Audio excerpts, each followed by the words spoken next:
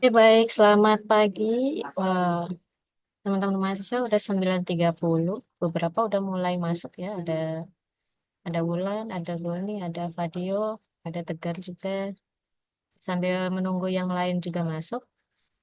Hmm, udah 9.30. Jadi eh, untuk teorema analisis ini tetap tetap saya mulai sesuai dengan waktunya ya. Adapun kalau misalnya ada yang baru masuk ya nggak apa-apa. Nanti kan ini di share juga ya ininya ya, apa rekamannya. Oke.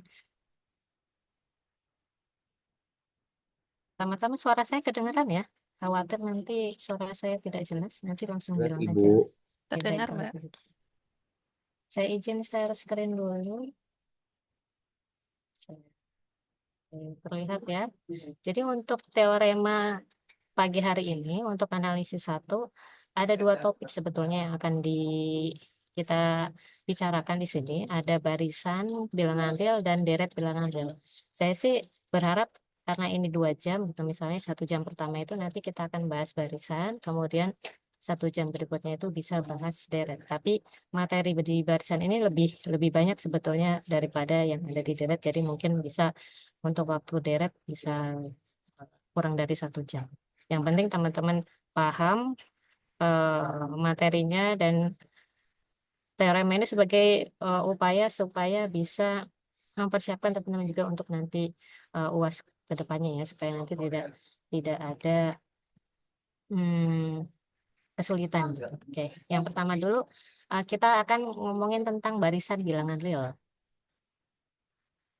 Nah, barisan bilangan real ini apa sih sebetulnya? Apa itu sebenarnya barisan bilangan real? Kan kita sering dengar kata-kata barisan ya. Barisan apa berbaris. Sebetulnya ya barisan itu ya seperti orang sedang berbaris, cuman karena ngomongannya itu adalah bilangan real, jadi jumlahnya itu ada ada banyak sekali gitu. Nah, contohnya seperti ini. Misalnya saya punya 1, 2, 3, 4. Ini barisan atau bukan? Nah, ini bukan. Ini himpunan. Terlebih lagi di sini ada tanda kurawalnya gini. Walaupun kadang-kadang barisan juga menggunakan tanda kurawal, tapi lebih umum menggunakan tanda kurung seperti ini. Kenapa ini bukan barisan? Karena jumlahnya ini berhingga, berhingga buah. Nah, kalau yang ini 1, 1/2, 1/3, 1/4, 1/5 dan seterusnya. Tanda titik titik seperti ini artinya masih ada lanjutannya. Ini masih masih berlanjut ini. Jadi suku-sukunya itu dia masih berlanjut sampai tak hingga banyaknya. Nah, ini disebut barisan. Nah, kalau yang seperti ini, walaupun dia anggotanya hanya min 1, 1, min 1, 1, min 1, 1, dan seterusnya, tapi dia ada sejumlah tak hingga tak hingga banyak. Nah, ini juga termasuknya barisan. Nah, kalau kalau hanya min 1 dan 1 saja, tanpa ada titik-titik banyak seperti ini, nah ini disebutnya himpunan. Nah, berarti kalau gitu, barisan bilangan ini si jumlah dari suku-sukunya itu tak hingga, ada tak hingga banyak. Sebanyak apa? Kalau kita perhatikan kan ini dia disebutkan ya, disebutkan atau didaftarkan. Didaftarkan bisa kita hitung ini suku pertama, misalnya ini suku pertama, ini suku kedua, suku ketiga, suku keempat, suku kelima, dan seterusnya. Artinya dia sejumlah tak hingga, tapi tak hingga itu seperti sejumlah bilangan asli. Nah, oleh karena itu kalau kita perhatikan nih, untuk N-nya 1 kan bilang asli N-nya 1, dia X1-nya itu 1. Ini X1. Yang ini X2. Yang ini X3. Yang ini X4 dan seterusnya. Berarti kan kalau kita perhatikan ini kalau N-nya 1 dia X1-nya 1, N-nya 2, X2-nya setengah dan seterusnya. Berarti ada pemetaan dari bilangan asli ke bilangan real.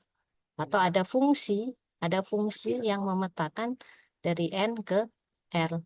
Makanya di dalam modul itu kan ada dituliskan bahwa definisi dari barisan bilangan real itu, atau nanti kita sebutnya sebagai barisan aja ya, supaya memperpendek gitu.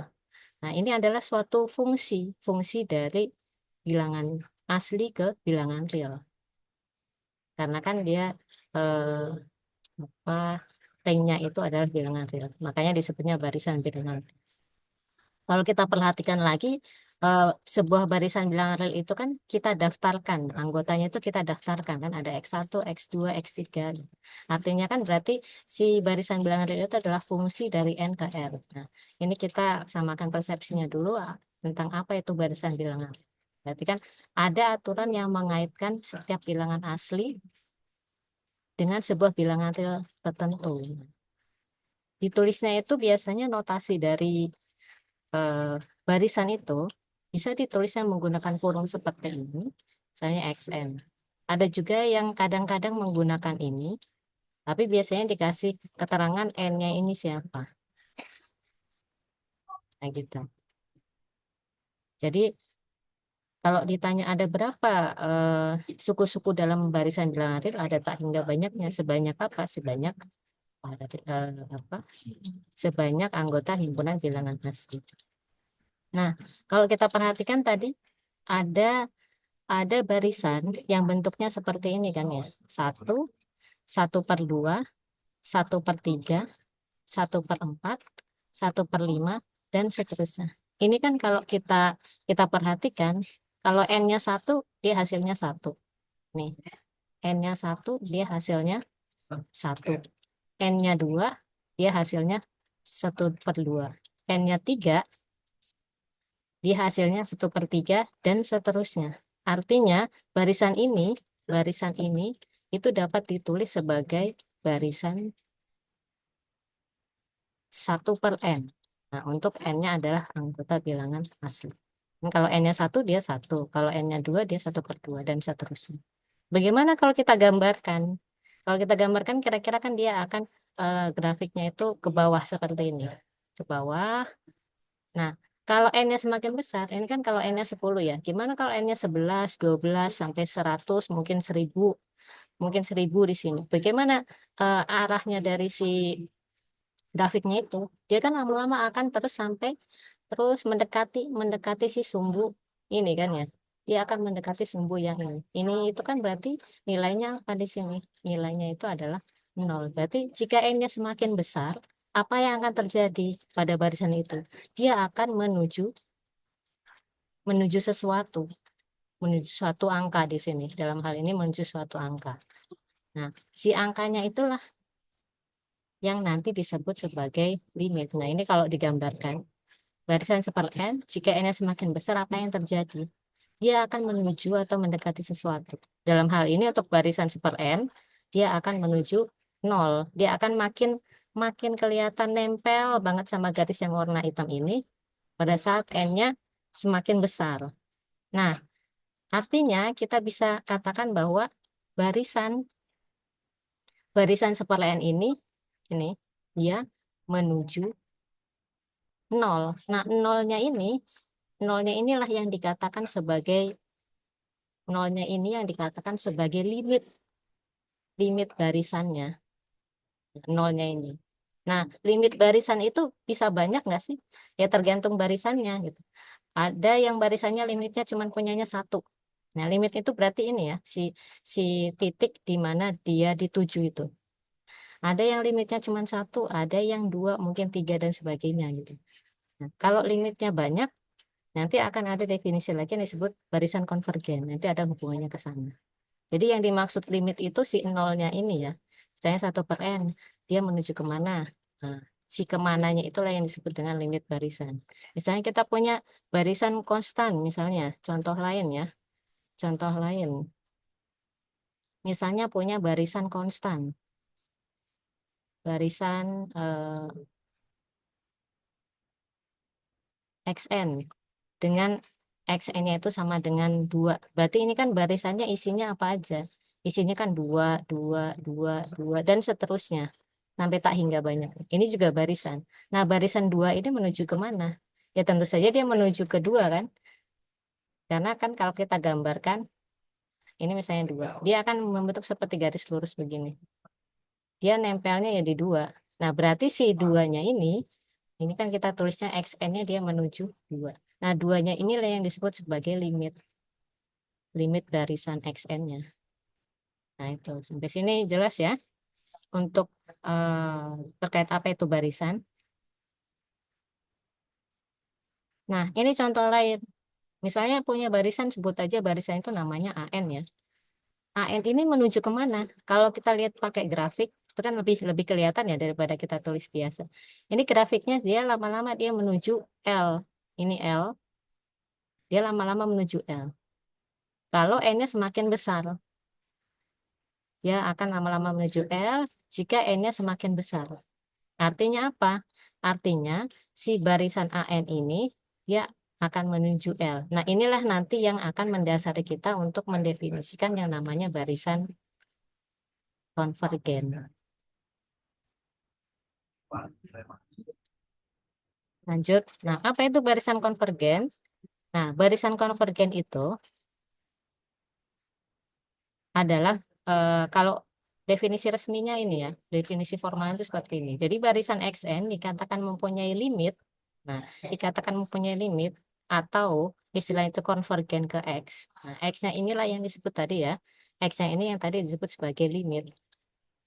Nah, kita tulis biasanya limit XN sama dengan X. Nah, jika untuk setiap bilangan epsilon positif, ini terdapat bilangan asli N, sehingga untuk setiap N anggota bilangan asli, dengan N-nya lebih dari sama dengan N, berlaku ini. Apa sih artinya nih? Kalimat ini tuh artinya apa? Kalau kita perhatikan tadi, tadi kan saya bilang bahwa untuk N-nya yang semakin besar, nah ini arti dari untuk N-nya semakin besar. Untuk N-nya semakin besar, nih, semakin besar, berlaku ini. Ini tuh apa? XN dikurangi X. Artinya suku yang ke N, yang lebih dekat ke titik kekonvergenannya itu jaraknya itu sangat kecil. Sehingga mendekati epsilon atau mendekati titik si titik kekonvergenannya itu. Nah, ilustrasinya tuh seperti ini. Nah, ini pakai gambar lebih lebih enak menjelaskannya. Jadi, kalau kita punya epsilon positif, nah ini berlakunya untuk setiap epsilon ya. Misal kita ambil epsilonnya itu segini. Kita ambil epsilonnya itu segini, yang warna pink. Nah, barisan itu yang titik-titik dot hitam ini barisannya. Maka terdapat bilangan asli N, berarti terdapat N pada saat dia masuk ke suku ke N, pada saat suku ke N, suku ke N besar ini, si suku-suku setelahnya itu akan ada di dalam kawasan si epsilon ini. Akan ada di dalam kawasan si epsilon ini. Makanya di sini berbunyi sehingga untuk setiap N N kecil anggota bilangan asli dengan N-nya lebih dari N besar. Berarti untuk N yang lebih besar daripada N besar ini, yang sebelah sini ini, suku-suku yang ada di dalam sini akan berlaku ini. Artinya apa? Artinya misalkan di sini titik ininya ya. Misalkan di sini itu adalah si X-nya. Nah, si XN-nya kita ambil dari manapun, XN yang sebelah sini. Jaraknya dengan si X ini, dia akan ada di dalam si epsilon ini. Berarti kan dia kurang dari epsilon. Nah, itu definisi dari barisan konvergen itu maksudnya ke situ. Jadi, uh, kalau barisannya itu konvergen ke suatu titik, maka pada suku kesekian, anggaplah suku ke N gitu, N besar. Suku-suku yang ada setelah barisan atau setelah indeks N besar ini, dia jaraknya dengan titik konvergennya itu akan sangat kecil gitu. Akan sangat kecil sekali sehingga hampir mendekati si titik konvergennya itu. Kalau kita perhatikan tadi seperti ini, dia di ini kan barisan seper N. Pada saat misal ambil aja N-nya itu misalnya 10 ya. N-nya itu sama dengan 10. Nah, suku ke suku ke 11 dan seterusnya ini kan kalau kita perhatikan dia akan semakin mendekati ke nol, akan semakin mendekati ke nol. Nah, semakin dekat dengan nol itu kan kedekatannya itu kita kita kita representasikan dengan jarak.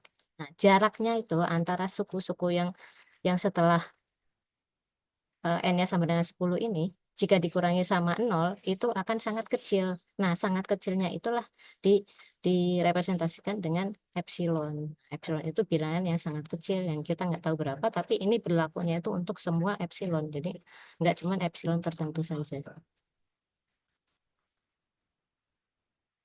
Oke, terus kita lanjut ya.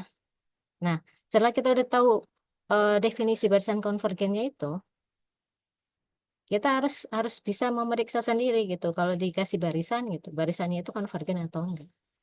Jadi bayangannya gimana sih? Bukan dihafal, misalnya barisan konvergen, bukan dihafal misalnya untuk setiap epsilon positif terhadap bilangan asli n sehingga bla bla bla, bukan dihafal. Karena kalau dihafal itu nanti malah lupa. Jadi kita bayangkan grafik ini. Berarti pertama itu kita ambil sembarang epsilon dimanapun gitu. Epsilon dimanapun, epsilon itu kan karena dia eh, apa bilangan bilangan terkecil jadi positif. Karena kita ngomonginnya jarak. Nah, maka untuk kalau ada epsilon pasti ada n. Kalau ada epsilon di sini pasti ada n. Kenapa? Karena kita kan mau mencari jarak suku keberapa sih yang dia kalau dikurangi dengan titik konvergennya itu akan sangat kecil nilainya. Jadi terdapat bilangan asli n sehingga untuk semua suku setelahnya itu sehingga untuk n anggota bilangan asli dengan n yang lebih dari sama dengan n ini berlaku jarak antara suku setelahnya itu dikurangi dengan titik konvergennya. Ini kan titik konvergennya ya. Ini titik konvergennya atau titik limitnya ya. Itu akan sangat kecil. Sangat kecil ini direpresentasikan oleh epsilon. Nah, contohnya ini juga ilustrasi lain gitu. Ilustrasi lain kalau misalnya kita punya barisan. Barisannya itu dia bentuknya begini. Ini juga akan mendekati sesuatu kan. Nah, berarti kalau gitu barisan ini konvergen karena dia mendekati titik yang sama. Apa kaitannya dengan definisinya tadi? Definisinya tadi kan bilang ambil sebarang epsilon. Nah, kita ambil sebarang epsilon, maka terdapat n. Terdapat n, ini ya. Terdapat n yang membuat suku-suku setelahnya itu jaraknya akan kurang dari epsilon dengan si titik kekonvergenannya itu. Jadi dia makin lama akan makin mendekati titik konvergennya. Nah, untuk notasinya, kadang-kadang kita juga bisa menuliskan sebagai ini. Jadi limit untuk n-nya menuju tak hingga, atau untuk n-nya semakin besar ini, barisan AN ini akan sama dengan L. Dan L-nya ini adalah titik limitnya. Contoh, misalnya kita punya pernyataan seperti ini. Dengan menggunakan definisi. Nah, kalau misalnya disebutkan dengan menggunakan definisi, ini ya, berarti kita harus pakai definisi ya. Nggak boleh pakai yang lain. Tunjukkan bahwa seper, barisan seper n ini konvergen ke nol. Nah, kita lihat kembali definisi dari barisan konvergen itu apa. Definisi dari barisan konvergen itu kan yang pertama. Yang pertama itu untuk setiap epsilon positif. Untuk setiap epsilon positif, berarti kita ambil sebarang epsilon positif. Karena kan dia bilang untuk setiap epsilon positif. Kalau ada satu saja yang membuat epsilonnya itu eh, nggak konvergen, berarti barisan itu nggak konvergen. Yang pertama, untuk setiap epsilon positif, kita tulis ambil sebarang epsilon positif. Terdapat, di sini lanjutannya, terdapat bilangan asli N. Nah, bilangan asli N itu yang seperti apa? Kan dia bilang terdapat bilangan asli N.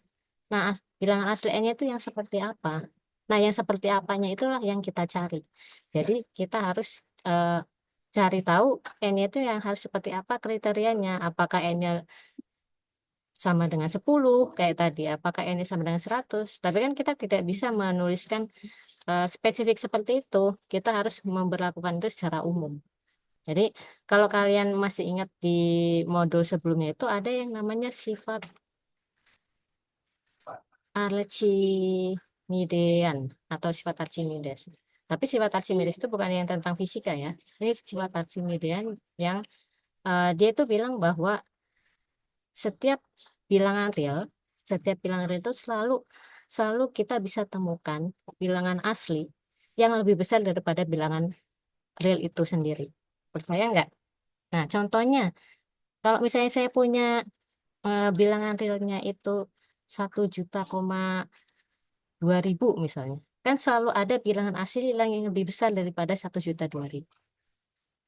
Kalau misalnya saya punya eh, satu apa 1 triliun koma sekian sekian sekian, selalu ada bilangan asli yang lebih besar daripada itu kan, 1 triliun, 2 triliun dan seterusnya gitu. Jadi sifat Archimedes itu bilang seperti itu. Jadi untuk setiap bilangan asli, untuk setiap bilangan real, anggaplah bilangannya itu A ya, A-nya itu anggota bilangan real, kita selalu bisa menemukan bilangan asli, anggaplah N, anggota bilangan asli, sehingga si si A-nya itu akan lebih kecil daripada si N-nya itu.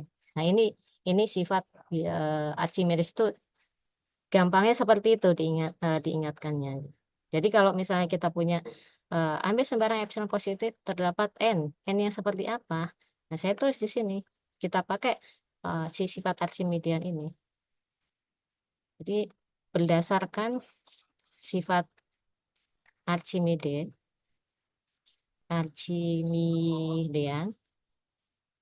Kak, terdapat n anggota bilangan asli sedemikian sehingga.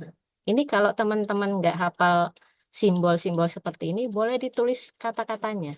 Jadi boleh ditulis terdapat sedemikian sehingga, itu boleh, nggak masalah.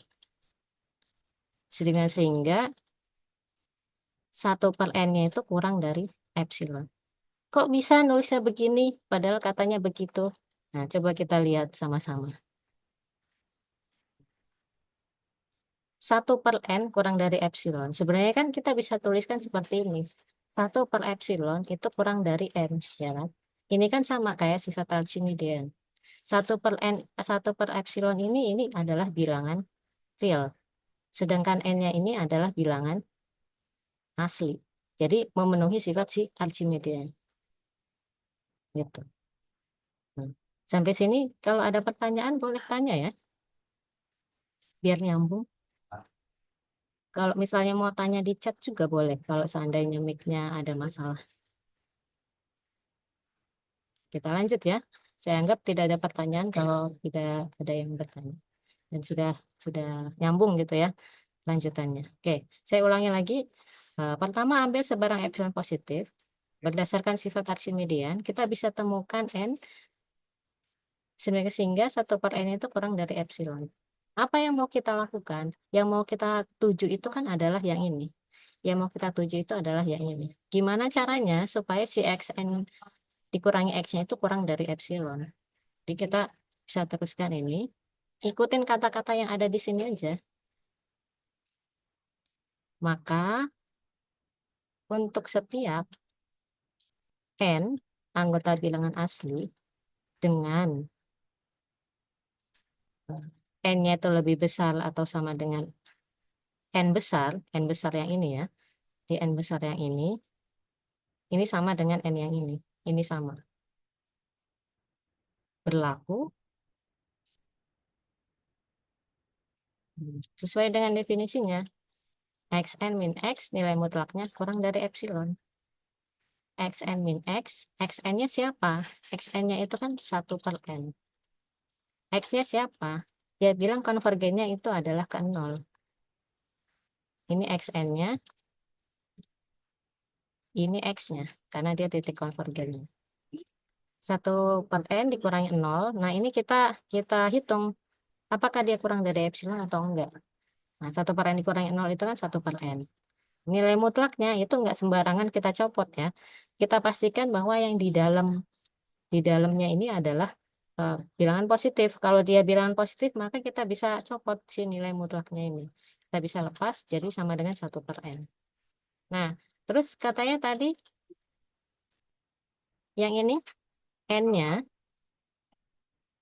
yang ini, n kecilnya itu lebih dari sama dengan n besar. Berarti kalau 1/n kecil, kita tulisnya kurang dari sama dengan 1/n besar. Terus berdasarkan yang ini, berarti kita juga bisa tulis bahwa 1/n besarnya ini kurang dari epsilon. Dan kita dapat apa yang kita mau, bahwa nilai mutlak dari xn min x-nya itu dia kurang dari epsilon. Jadi terakhirnya kita kasih kesimpulan. Jadi berdasarkan definisi barisan xn konvergen ke 0. Kira-kira seperti itu cara membuktikannya. Jadi kita ikutin apa kata-kata yang ada di dalam definisi. Terus boleh nggak sih kalau kita membuktikannya dengan cara lain? Tergantung pernyataannya. Kalau pernyataannya hanya bilang tunjukkan bahwa 1/n konvergen ke 0, maka teman-teman mahasiswa boleh menggunakan eh, cara yang lain gitu, karena tidak disebutkan spesifik. Tapi kalau misalnya di dalam pernyataannya itu sudah dituliskan menggunakan definisi, berarti mau nggak mau harus menggunakan definisi. Misal nanti di UAS ada tulisan seperti ini, menggunakan definisi, tapi teman-teman membuktikannya itu dengan eh, barisan Cauchy misalnya, atau membuktikannya itu dengan lim sub sama lim in. Nah, itu berarti kemungkinan akan disalahkan karena tidak sesuai dengan pernyataan yang diberikan. Gitu. Jadi kita ikuti aja apa pernyataannya. Kemudian eh, kita tulis buktinya dengan menggunakan bahasa Indonesia yang baik dan benar ya. Karena bukti itu nggak sekedar hanya eh, tulis-tulisan angka-angka atau huruf-huruf saja, tapi itu ada alurnya. Kayak teman-teman kalau menulis menulis cerita itu kan ada alurnya gitu. Jadi alurnya itu bisa dibaca dengan baik. Nah, itu kira-kira. Itu tadi bagaimana cara membuktikan barisan sifat n itu konvergen ke 0. Nah, contoh lain. Misalnya, ini yang ada di buku atau ada di modul. Barisan n per n plus 1 dengan n ini anggota bilangan asli, itu konvergen ke 1. Bagaimana cara membuktikannya? Ya, kita bisa pakai definisi. Pakai definisi lagi-lagi kan kalau pakai definisi kita ambil sebarang epsilon positif. Nah, ini boleh boleh nulisnya ambil sebarang epsilon positif atau boleh juga diberikan sebarang epsilon positif juga boleh. Yang penting ada kata sebarangnya ini. Ini yang penting. Kok kenapa ada apa prapendahuluannya ini? Karena ini saya copy dulu yang bagian sebelah sini. Definisinya ini saya copy supaya teman-teman jadi ingat. Nah, ini. Tujuan kita itu adalah bagaimana membuat si xn min x-nya, nilai mutlaknya itu kurang dari epsilon. Itu tujuan untuk membuktikan kekonvergenan dari persen itu menggunakan definisi itu adalah bagaimana caranya kita membuat ini terjadi, harus milih n yang seperti apa. Harus milih n yang seperti apa. Nah, kita bisa kotret-kotret dulu si barisannya itu siapa tahu dia bisa dibentuk atau diubah dalam bentuk lain. Misalnya kayak kayak yang ini. Dia kan bentuknya n per n plus 1. Nanti tujuan kita itu gimana caranya supaya xn min x atau n per n plus 1 min 1 ini kurang dari epsilon. Kita maunya ini. Dan saya tulis di atas ini. Yang ini xn-nya, yang ini x-nya. Ini kita mau yaitu kurang dari epsilon. Gimana caranya? Kita utak-atik dulu. Ini kan kita samakan penyebutnya. N plus 1. Nah, ini atasnya jadi n. Yang ini berarti jadi kurangi n plus 1. Gimana caranya supaya dia kurang dari epsilon? Ya kita hitung dulu. Ini kan berarti saling menghabiskan ya. Jadi tinggal coret saya hapus dulu. Berarti yang atas min 1, yang bawahnya n plus 1. Ini boleh nggak sih dilepas nilai mutlaknya? Boleh, boleh dilepas. Tapi karena ini mutlak, artinya kan yang ada di dalamnya ini kalau nilai mutlak yang dilepas itu nilainya itu menjadi positif. Berarti ini jadi 1/n+1 setelah dilepas. Nah, gimana caranya 1/n+1 ini kurang dari epsilon? Kita bisa aja membuat misalnya 1/epsilon kurang dari n gitu. Tapi kan 1 per N plus 1 ini masih bisa kita sederhanakan. Nah, saya kasih catatan bahwa 1 per N plus 1 ini bisa kita buat kurang dari 1 per N. Kenapa? Kan N plus 1 ini penyebut. Nah, kalau penyebutnya lebih besar, berarti kan dia akan nilainya lebih kecil dengan penyebutnya yang lebih kecil. Misal 1/3 dengan 1/2. Ini lebih kecil mana? Lebih kecil 1/3 kan? Tuh, makanya si 1 per N plus 1 ini bisa kita buat kurang dari 1 per N. Nah, kita mau 1 per N-nya ini kan kurang dari epsilon kan? Nah, ini kok kayak kayak sifat Archimedes. Akhirnya kan kita dapat 1 per N-nya kurang dari epsilon. Nah, ini yang yang arahnya itu kita mau. Oh, ini tuh sifat Archimedes. Sifat Archimedes. Berarti kita pilih N yang menyebabkan ini.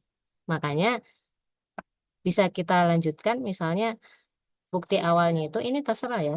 Maksudnya bagian awal yang ini ini perlu dituliskan karena ini ada perubahan bentuk dari sini ke sini.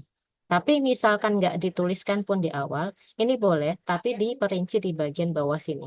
Jadi bagian bawah sini rinci. Nah, ini kan kenapa bagian bawah sini yang nggak diperinci seperti di atas? Karena di atas sudah dituliskan. Jadi teman-teman boleh mulainya dari sebelah sini. Diberikan atau ambil sebarang epsilon positif, menurut sifat Archimedes, terdapat bilangan asli N, sehingga 1 per N besarnya ini kurang dari epsilon. Nah, itu kan udah sampai sini kan? Udah sampai sini. Kita udah milih N-nya itu udah. Kemudian, apa lanjutannya? Maka, untuk sebarang N anggota bilangan asli, dengan N-nya itu lebih besar daripada N yang kita pilih tadi, atau N besar tadi, berlaku Xn min X-nya itu kurang dari epsilon. Jadi berlaku ini. Ini dituliskan lagi nih perhitungan yang tadi di di apa dicoret-coretannya itu dituliskan secara rinci di sini. Jadi mulai dari N per N plus 1 dikurangi 1 atau mulai dari XN juga boleh kalau teman-teman pengen sama seperti definisi. Sama dengan N per N plus 1 dikurangi 1, kemudian ini sama dengan N dikurangi N plus 1 yang dari sini ya, yang dari hitung-hitungan tadi itu per N plus 1. Ini sama dengan min 1 per N plus 1. Kemudian dilepas dulu nilai mutlaknya jadi 1 per N plus 1. Ini kurang dari 1 per N. Sampai sini, karena N-nya itu lebih besar daripada N besar ini, nah, kita bisa buat seperti yang contoh pertama. Yang ini kurang dari sama dengan 1 per N besar. Nah, 1 per N besarnya di sini kurang dari epsilon. Maka ini kurang dari epsilon. Gitu. Nah, pertanyaannya, kok ada banyak tanda di sini? Ada yang sama dengan, ada yang kurang dari, ada yang kurang dari sama dengan, kemudian di sini ada yang kurang dari. Terus kesimpulannya apa? Antara si X and min X-nya dengan si epsilonnya. Apakah X and min X-nya sama dengan epsilon? Apa X and min X-nya kurang dari sama dengan, atau yang kurang dari? Nah, kalau kita melakukan uh, apa perhitungan seperti ini yang melibatkan ada beberapa tanda tanda seperti ini, berarti kita gunakan yang paling yang paling memenuhi semuanya, yang paling memenuhi semuanya. Di sini kan ada kurang dari sama dengan ada kurang dari, maka yang kita ambil adalah yang kurang dari. Berarti dapat kita simpulkan bahwa si xn min x-nya itu kurang dari epsilon dari perhitungan ini, ujung sama ujungnya. Jadi bukan karena ujungnya ini, terus karena ujungnya yang di sini itu ujung yang di sini itu kurang dari epsilon ya, bukan. Tapi karena memang ada beberapa tahapan, ini kurang dari sama dengan ini kurang dari, maka dia di apa diartikan bahwa si nilai mutlak x n x-nya itu kurang dari epsilon. Diambil tanda yang paling memenuhi untuk semuanya gitu. Nah, karena dia udah kurang dari epsilon, maka berdasarkan definisi itu terbukti bahwa barisan n per n plus 1 itu konvergens ke 1. Atau boleh juga nulisnya terbukti bahwa limit ini sama dengan 1. Karena kan ini juga bacanya barisannya konvergen kan. N per n plus 1 ini dan satunya adalah titik konvergen. Nah, yang perlu diperhatikan di sini adalah kadang-kadang kan eh, banyak yang sebenarnya sudah paham maksud dari barisan konvergen itu apa. Tetapi susah nulis buktinya. Kadang-kadang yang banyak ditemui itu seperti itu. Gimana ya cara nulis buktinya? Saya tahu maksudnya itu begitu gitu. Saya tahu maksudnya itu adalah begini gitu. Tapi bagaimana cara menuliskan buktinya? Nah, lagi-lagi tadi saya saya bilang bahwa kita ikuti aja kata-kata yang ada di dalam definisi. Ikuti kata-kata dalam definisi. Definisi seperti apapun kita ikuti kata-katanya. Kan definisi nggak cuma definisi barisan konvergen ya. Masih ada definisi barisan Cauchy, masih ada definisi yang lain gitu. Karena kan kalau di analisis banyak definisi dan teorema gitu. Nah, dan itu biasanya digunakan untuk membuktikan pernyataan-pernyataan yang terkait dengan matematika ya. Nah, sampai sini ada yang ditanyakan? Kalau ada yang mau nanya boleh ya. Misalnya saya sedang menjelaskan, terus ada yang mau instruksi tanya itu boleh. Jadi lebih lebih nyambung nanti. Misalnya, kok ini dapat seper n kurang dari epsilon itu dari mana? Terus kenapa sih harus epsilon? Nah, ini yang jadi menarik tuh ini. Kebanyakan buku itu kan nulisnya untuk setiap epsilon terdapat bilang asli n. Kalau bilang asli n ini kan udah biasa ya. Tapi kenapa sih harus epsilon gitu? Boleh nggak sih pakai pakai simbol yang lain gitu, bukan epsilon? Sebenarnya boleh, asalkan konsisten. Misalnya untuk setiap A lebih dari nol terdapat bilang asli N. Nah, itu juga boleh. Cuman kadang-kadang karena sudah familiar dengan epsilon itu lebih dari nol gitu, atau dengan notasi epsilon ini, kadang-kadang susah untuk merubah. Seperti misalnya gini, kalian mungkin yang di daerah daerah Jawa ya, daerah Jawa Barat, Jawa Tengah, Jawa Timur, Pulau Jawa lah. Jadi suka suka keceplosan gitu, misalnya beli aqua di warung gitu. Padahal maksudnya itu adalah membeli air mineral gitu. Padahal harusnya kita bilang eh, mau beli air mineral gitu harusnya, bukan beli aqua. Aqua kan merek ya. Seperti juga si epsilon ini kan sebenarnya suatu suatu notasi tertentu gitu, dan nggak harus epsilon. Tapi karena sudah mendarah daging, jadi sepertinya kadang-kadang orang berpikir, oh harus epsilon nih, padahal nggak harus. Yang penting konsisten sebetulnya itu. Kata kuncinya itu yang penting konsisten.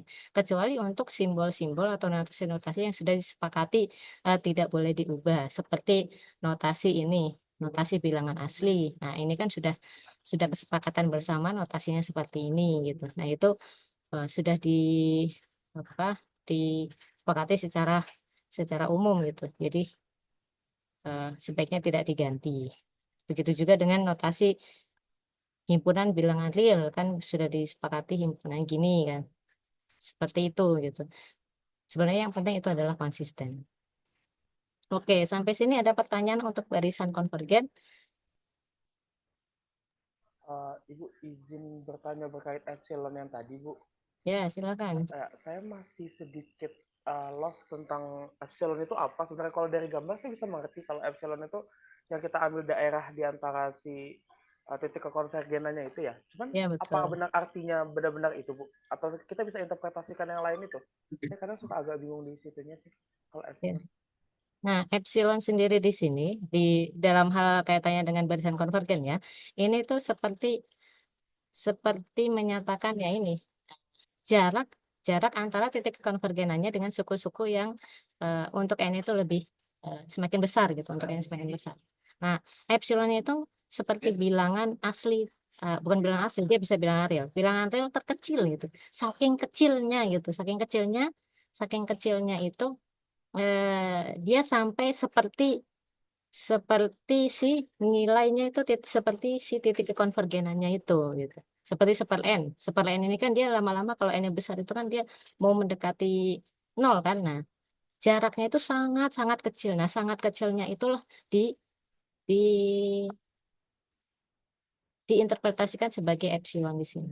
Makanya di sini ada tanda nilai mutlak. Nilai mutlak di sini mengartikan bahwa jarak suku-suku yang setelah N besar ini atau suku-suku yang semakin besar, atau kalau kalian baca buku itu ada yang disebut ekor barisan ya, yang di ekor barisannya itu misalnya saya punya barisan Lebih enak pakai gambar sebetulnya ya.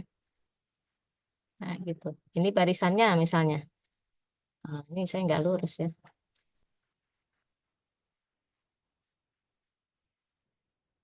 Gitu ya. Saya ini ke atas lah, gantian. Nah, gitu. Dia semakin lama akan semakin mendekati si titik yang ini. Titik yang di atas ini. Nah, L anggapannya. Nah, jaraknya ini sangat kecil. Nah, sangat kecilnya itu disimbolkan dengan epsilon ini. Nah, jadi epsilon itu tadi bisa dibilang bilangan asli terkecil. Kenapa kok nggak pakai angka sekalian gitu? Kenapa harus dinotasikan dengan huruf? Ini kan huruf Yunani ya. Kenapa harus dinotasikan dengan huruf? Karena ini berlakunya untuk setiap epsilon. Jadi epsilonnya kita ambil eh, berapapun di sini, sekecil apapun gitu, itu masih masuk nih. Jaraknya itu kurang dari epsilon itu masih masuk. Nah, kalau kalau misalnya yang nggak masuk tuh yang seperti apa? Saya tambahin di sini. Misal nih, saya punya grafik seperti ini. Terus saya juga punya, nah, ini warnanya pensil ini kelihatan apa enggak ya? Yang satunya ke sana, yang satunya ke sini misalnya. Nah, gitu. Yang satunya ke kiri, yang satunya ke kanan. Atau kalau enggak, yang gampang itu misalnya yang tadi, barisan -1 pangkat N. Nah, ini kan kalau N-nya ganjil, kalau N-nya ganjil, dia kan jadinya -1 pangkat N-nya itu sama dengan -1. Terus kalau N-nya genap, -1 pangkat N-nya kan sama dengan 1. Yang -1 dia konvergennya ke -1, yang satu konvergennya ke 1. Berarti kan ada dua titik gitu. Dan dia melewati si epsilonnya tersebut gitu. Makanya dia nggak konvergen. Atau lebih enaknya kalau saya pakai gambar ya, mencontohkannya itu. Saya kasih gambar yang tidak konvergen. Hmm, misalnya seperti ini gambarnya ya, seperti barisan.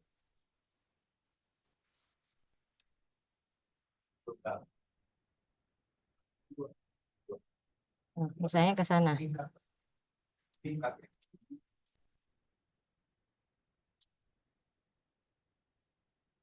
Atau bisa juga gitu. Nah, kalau diambil dia itu, nah, diambil si epsilonnya sebesar ini, epsilon sebesar ini,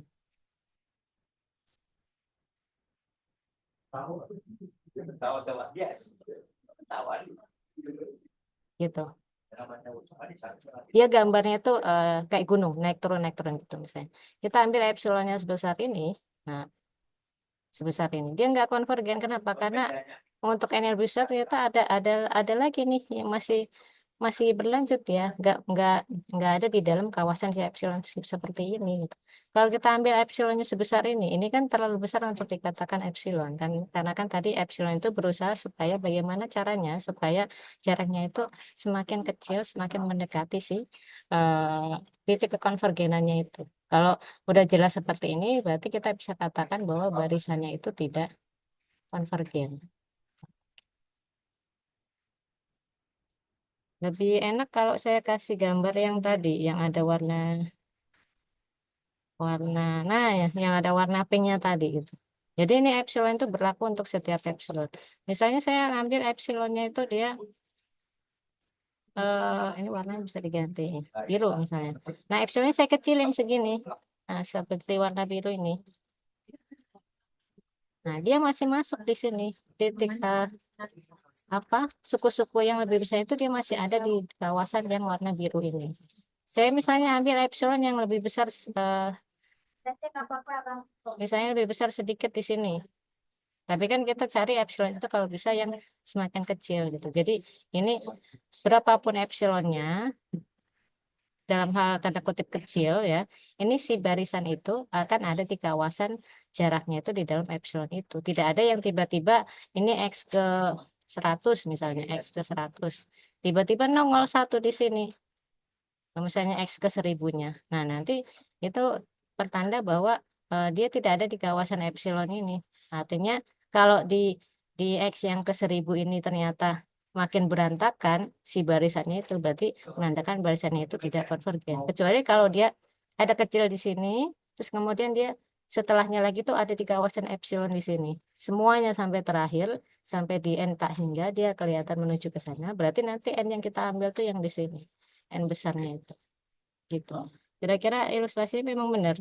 Dari gambar dan dengan yang di kalimat ini saling saling ini saling mendukung satu sama lain gitu. Sampai sini cukup jelas atau tidak kira-kira Iya, tentang cukup. epsilon? Terima kasih banyak, Bu. Ya, sama-sama. Yang lain ada pertanyaan lagi?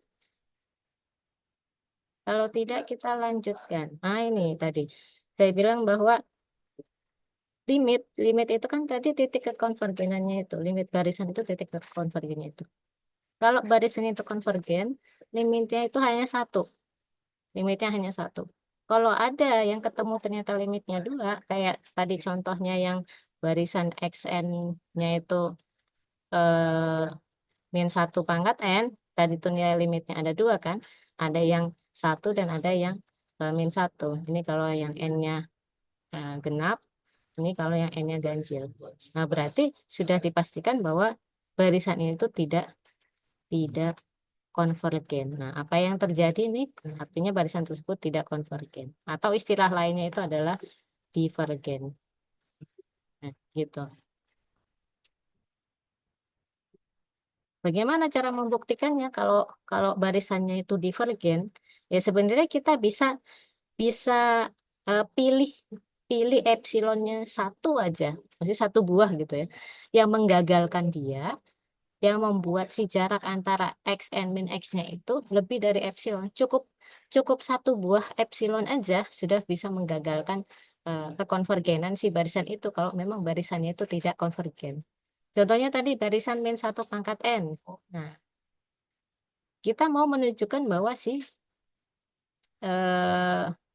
si xn-nya itu tidak konvergen ke titik limitnya. Nah, ini atau barisan itu divergen. Tapi kita juga harus tahu kan titik kekonvergenannya itu kemana sih gitu. Makanya di sini ditulis eh, akan ditunjukkan x-nya tidak sama dengan limit xn-nya. Kalau tidak sama dengan limit xn-nya ada dua kemungkinan kan. Kemungkinannya itu si x-nya itu adalah satu atau kemungkinannya x-nya tidak sama dengan satu. Jadi kalau membuktikan, kita buktikannya itu benar-benar memenuhi eh, kemungkinan itu. Jadi tidak disebut bahwa X-nya sama dengan satu dan X-nya sama dengan min satu. Enggak. Kenapa? Karena kan itu hanya dua angka. Sedangkan kita maunya itu semua angka. Makanya di sini diambilnya sebarang X anggota R. Di semua angka itu. Pertama, jika X-nya sama dengan satu, kita pilih aja epsilonnya. Wah, kira-kira berapa ya epsilonnya yang bisa menggagalkan definisi barisan konvergen? Ya udah kita pilih aja epsilonnya seperdua gitu. Epsilon seperdua, maka ngikutin dari sebenarnya ngikutin negasi dari barisan konvergennya kan tadi. Maka untuk sebarang n anggota bilang asli, kita ambil si n-nya itu sama dengan 2n plus 1. Maka untuk n yang lebih besar, itu akan mengakibatkan. Kan kalau min satu pangkat N, pangkatnya berapapun, dia tinggal kita cari dia genap atau ganjil, itu kita bisa ketahuan kan, kenapa dia nulisnya seperti ini. Ini maksudnya untuk N-nya itu ganjil. Untuk N-nya ganjil kan nilainya min satu ya. Ini min satu dikurangi satu sama dengan dua. Dan dua ini lebih dari epsilon. Boleh nggak sih kalau kita pilih epsilonnya itu bukan setengah di bukti gitu? Karena kan bisa aja epsilonnya itu seperempat misalnya, atau 5 kan berlakunya untuk semua epsilon ya kalau misalnya barisan itu konvergen. Ini boleh, boleh kita pilih epsilonnya itu sama dengan misalnya seperempat. Ini boleh. Kalaupun seperempat kan dia tetap lebih dari epsilon gitu. Nanti akan tetap dia terbukti divergen. Nah, setelah kita ini kan ini kalau ada tulisan ditinjau dari dua kemungkinan, berarti ini artinya ada dua kasus yang harus diselesaikan.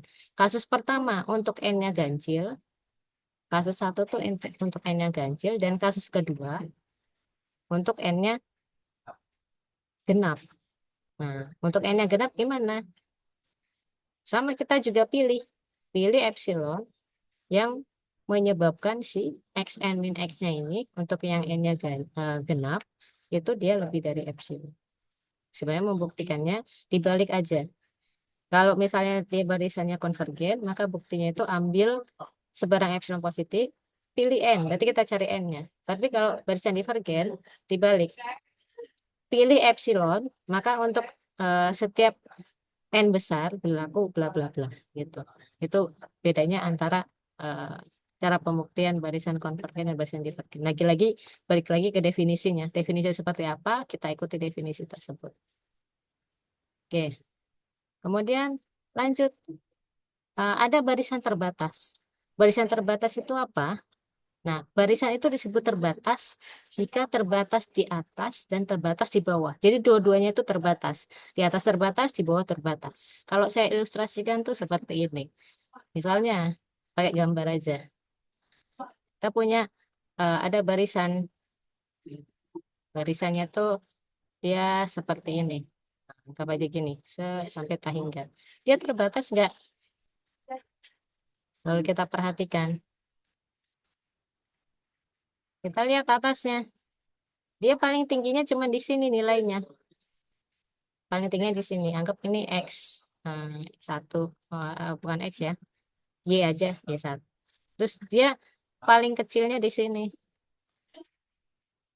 Gitu kan. Paling kecilnya kan di sini dia nilainya. Berarti dia nilainya itu terbatas.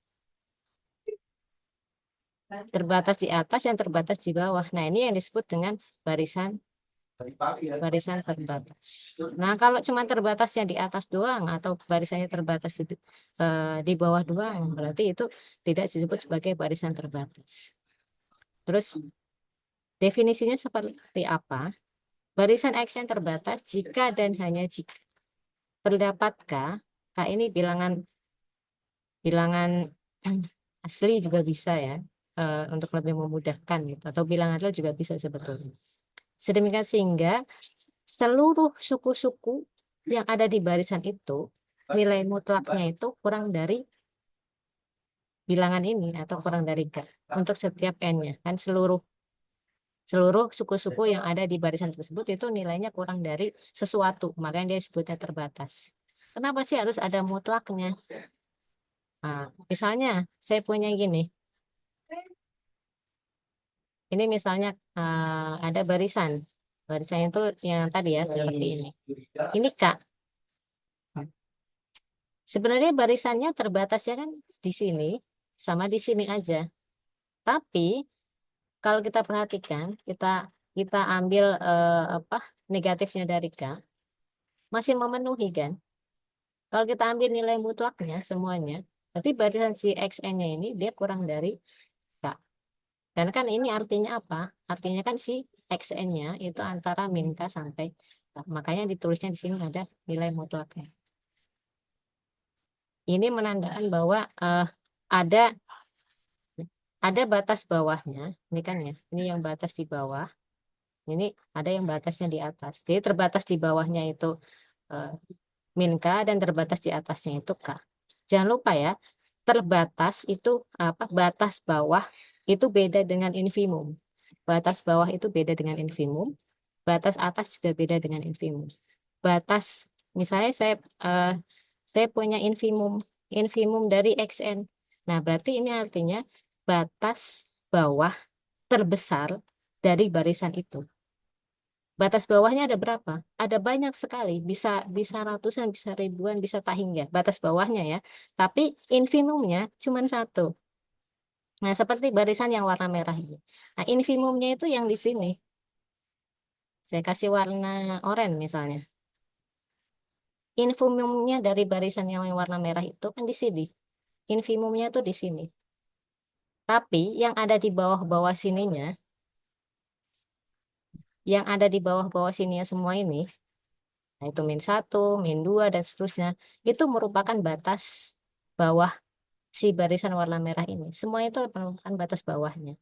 Tapi infimumnya atas bawah terbesarnya itu sih yang warna oranye itu. Begitu juga dengan supremum. Supremumnya ini Kak, dalam hal ini dia supremumnya Kak. Karena supremum itu adalah batas atas terkecil. Nah, tapi batas atas itu ada banyak sekali. Di atas ini kan masih ada lagi kan. Semua yang ada di atas ini bisa jadi batas atas dari barisan ini. Tapi yang paling kecil itu yang K. Nah, di sini nyambung ya. Ini balik lagi ke modul sebelumnya. Refresh loh. Refresh. Jadi bedanya antara batas atas dan supremum, terus ada batas bawah dan infimum. Itu bedanya. Nah, atau saya sedikit flashback ke belakang. Misalnya saya punya himpunan dulu deh. Saya punya himpunan. Himpunannya itu min 2, min 3, min 4, terus kemudian 1, 3, 5. Nah, ini batas batas bawah dari himpunan ini apa aja? Batas bawahnya ada banyak. Ini kan sampai min 4 ya. Berarti min 5, min 6, min 7, min 8 dan seterusnya ini jadi batas bawahnya. Tapi infimumnya karena ini bilang bulat ya, infimumnya itu berarti si min 4-nya itu.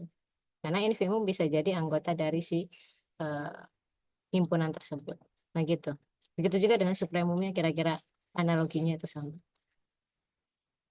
Oke, kita lanjutkan ya. Ini tentang barisan terbatas. Jadi barisan terbatas itu disebut atau suatu barisan itu disebut terbatas jika ada bilangan tertentu sebut saja K yang membuat seluruh seluruh suku-sukunya itu kurang dari bilangan tersebut kalau dimutlakin.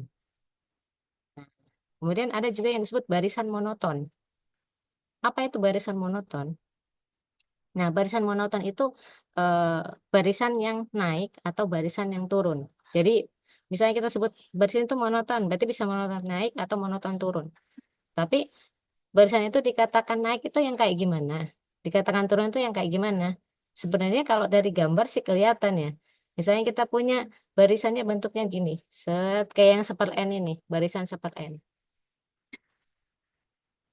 Ini kan dia barisannya dia turun. Kenapa? Karena makin makin semakin besar N-nya, dia semakin kecil nilainya. Dan dia makin turun. Kalau dari grafik kelihatan dia turun kan. Kalau kalau misalnya barisan turun, kebalik gitu. Semakin besar N, nilainya semakin tinggi kan. Makanya dia disebutnya gini. Barisan SN ya, di sini barisannya namanya SN. Barisan SN dikatakan naik jika untuk setiap N anggota bilangan asli, si SN kurang dari sama dengan SN plus 1. Kurang dari sama dengan SN plus 1. Jadi barisan atau suku sebelumnya itu nilainya selalu lebih kecil daripada suku setelahnya. Seperti ini kan. Misalnya di sini tuh SN plus 1, si SN-nya itu selalu lebih kecil. Grafiknya nanti naik. Kenapa kok ada sama dengannya? Karena ada yang disebut dengan naik murni sama turun murni. Nah, kayak di gambar ini kan kita bisa kelihatan bahwa yang ini tuh turunnya turun murni. Kenapa? Karena tidak ada yang sama dengan SN-nya tidak sama dengan SN plus 1 di satu waktu ya. Kalau ini juga naiknya naik murni. Kalau yang naik aja seperti apa? Misalnya kita punya barisannya tuh seperti ini. Se- Nah, ini masih bisa dikatakan ini barisannya barisan naik. Walaupun ada sedikit kejadian di sini. Di sini nilai si SN-nya itu sama dengan SN plus 1. Begitu juga dengan turun. Ini masih dikatakan barisannya naik. Nah, kalau barisannya seperti ini. Nah, ini bukan bukan barisan naik atau barisan turun ya. Bukan barisan monoton. Karena dia naik turun naik turun naik turun gitu. Kalau barisan monoton barisan itu naik atau barisannya turun jadi salah satu. Nah, ini ada sedikit catatan. Nah, jika barisannya itu monoton, berarti dia itu naik atau turun ya, dan terbatas, maka barisan tersebut konvergen. Artinya kalau kita mau membuktikan suatu barisan itu konvergen, kita bisa pakai eh, konsep barisan monoton sama barisan terbatas. Kok bisa kalau barisan monotonnya itu terbatas dia barisan konvergen? Coba kita perhatikan barisan yang ini, yang seper N ini. Dia kan monoton turun dan terbatas di bawah. Monoton turun dan terbatas di bawah. Nah, terbatasnya inilah yang membuat adanya titik kekonvergenannya gitu. Begitu juga yang monoton naik. Dia terbatasnya kemungkinan terbatas di atas. Nah, maka keterbatasan itu yang kan sebutannya limit. Limit itu kan batas kan. Karena ada kata terbatasnya inilah yang memungkinkan barisan monoton itu dia bisa konvergen. Oke ya, wah sepertinya untuk barisan masih eh, sedikit lagi ya. Nanti baru kita bahas yang dari. Oke, nah ini yang yang juga ada kaitan erat dengan barisan Cauchy. Barisan Cauchy sama barisan konvergen itu hampir mirip sebenarnya. Tapi kenapa namanya barisan Cauchy atau kriteria Cauchy? Kenapa kok namanya Cauchy? Karena yang menemukan eh, teori ini namanya Cauchy. Jadi kalau suatu waktu teman-teman di sini gitu, teman-teman mahasiswa itu menemukan suatu suatu konsep baru gitu di matematika, boleh dinamai nama teman-teman. Misalnya apa ya? Barisan barisan siapa ya? Di sini ada siapa aja ini? Nah, misalnya barisan Andre gitu boleh, barisan Debbie itu boleh. Atau misalnya definisi operator Andre itu juga boleh. Kalau misalnya suatu saat gitu teman-teman itu apa menemukan konsep baru tentang matematika dan memang belum ada dan hanya teman-teman sendiri yang menemukan gitu, bisa dinamakan dengan teman-teman sendiri. Itulah kenapa namanya itu Cauchy, barisannya barisan Cauchy. Oke, balik lagi ya ke sini. Nah, apa itu barisan Cauchy? Kalau barisan konvergen itu ngomonginnya itu kan di ekor barisan ya. Di ekor barisannya makanya dia bilang untuk setiap bilangan asli n yang lebih dari sama dengan n besar yang dipilih, ya kan? Nah, itu kalau barisan konvergen. Dia langsung ngomonginnya itu di bagian ekor barisannya. Ngomonginnya itu bagian ekor barisannya. Terus apa yang terjadi di tengah-tengahnya itu apa yang terjadi? Misalnya saya gambarkan eh, gini ya. Nah, contoh barisan satu per N yang tadi. Dia kan gini, kalau kita gambarkan grafiknya itu kira-kira seperti. Nah, anggap aja bagus ya gambarnya ya. Ini N-nya. Nah, kalau barisan konvergen itu kan ngomonginnya misalnya N-nya di sini. Di sini N-nya. Ngomonginnya kan langsung ke ekor barisannya. Bahwa si Xn min X-nya itu kurang dari epsilon untuk N-nya lebih besar daripada N besar. Di sekitar sini. Tapi apa yang terjadi di bagian sini, di tengah-tengah sininya itu apa yang terjadi? Misal, di tengah-tengah sini itu apa yang terjadi? Nah, si Cauchy itu memperhatikan di di daerah antara setelah n besar dengan sebelum eh, titik konvergennya itu ada apa di sini gitu. Ternyata kita juga apa kita juga bisa bilang bahwa untuk suku tertentu, anggaplah sukunya itu M sama N ya. Misalnya di sini M, di sini N. Maka jarak atau selisih antara dua suku itu juga pastinya kurang dari epsilon. Orang yang dari sini sampai sini aja kurang dari epsilon gitu. Gimana yang apa di dalamnya ini juga pasti kurang dari epsilon. Nah, itu si Cauchy itu ngomonginnya di daerah yang di sininya itu. Itu itu makna dari si barisan Cauchy-nya. Tahu secara formal sebenarnya bilangnya seperti ini. Jadi untuk setiap epsilon positif, tadi kan epsilon ngomongin jarak ya, epsilon positif, kita bisa pilih bilangan asli. Nah, sama kayak kayak definisi barisan konvergen. Tapi yang kita pandang di sini bukan untuk eh, semua n yang lebih besar dari n aja, tapi untuk dua suku di barisan itu tuh jaraknya masih kurang dari epsilon enggak. Nah, itu kata barisan Cauchy. Makanya cara pembuktian barisan Cauchy juga mirip dengan barisan konvergen. Hanya bedanya di tujuannya. Kalau si barisan konvergen itu tujuannya adalah si x n min x langsung ke titik konvergenannya itu kurang dari epsilon.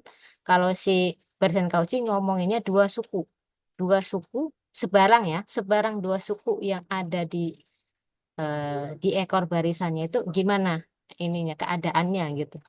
Apakah dia kurang dari epsilon juga atau enggak? Kalau misalnya disandingkan, nah ini kira-kira gambarnya. Jadi kalau barisan konvergen itu ngomongin langsung n-nya ke sana, nah kalau barisan Cauchy ngomongin sebarang dua suku yang ada di kawasan epsilonnya itu gimana. Oleh karenanya, karena ini barisannya bilangan real, kalau teman-teman udah belajar tentang kelengkapan ya, kelengkapan apa himpunan itu kan bilangan real itu kan lengkap ya. Makanya bisa dibilang bahwa barisan konvergen itu juga barisan Cauchy. Atau sebaliknya, jika barisan itu adalah barisan Cauchy, maka barisan itu konvergen. Untuk matematika nanti yang lebih advance lagi, misalnya teman-teman ada yang berminat melanjutkan studi tentang matematika dan konsen yang dianalisis, nanti teman-teman akan menemukan kejadian bahwa barisan konvergen itu barisan Cauchy itu belum tentu eh, barisan konvergen. Itu kalau si himpunannya itu tidak lengkap. Tapi dalam hal ini ya, dalam hal ini karena yang kita omongin adalah himpunan bilangan real, jadi berlaku teorema ini. Jika barisan tersebut adalah barisan konvergen, maka barisan tersebut juga barisan Cauchy. Begitu pula sebaliknya. Makanya di sini sebutnya jika dan hanya jika. Konvergen, jika dan hanya jika Cauchy. Jadi ada yang bertanya? Ibu izin bertanya yang definisi Cauchy tadi. Ya, Kalau di modul itu definisinya dia menggunakan n kecil. Apakah berbeda secara makna kita artiinnya? n kecil. Iya, kalau di kriteria Cauchy yang definisi 3.4.1 itu dia bilangnya epsilon lebih besar daripada 0, terdapat bilangan n kecil di dalam bilangan asli. Coba saya lihat dulu ya. Kriteria Cauchy untuk barisan ya. Iya,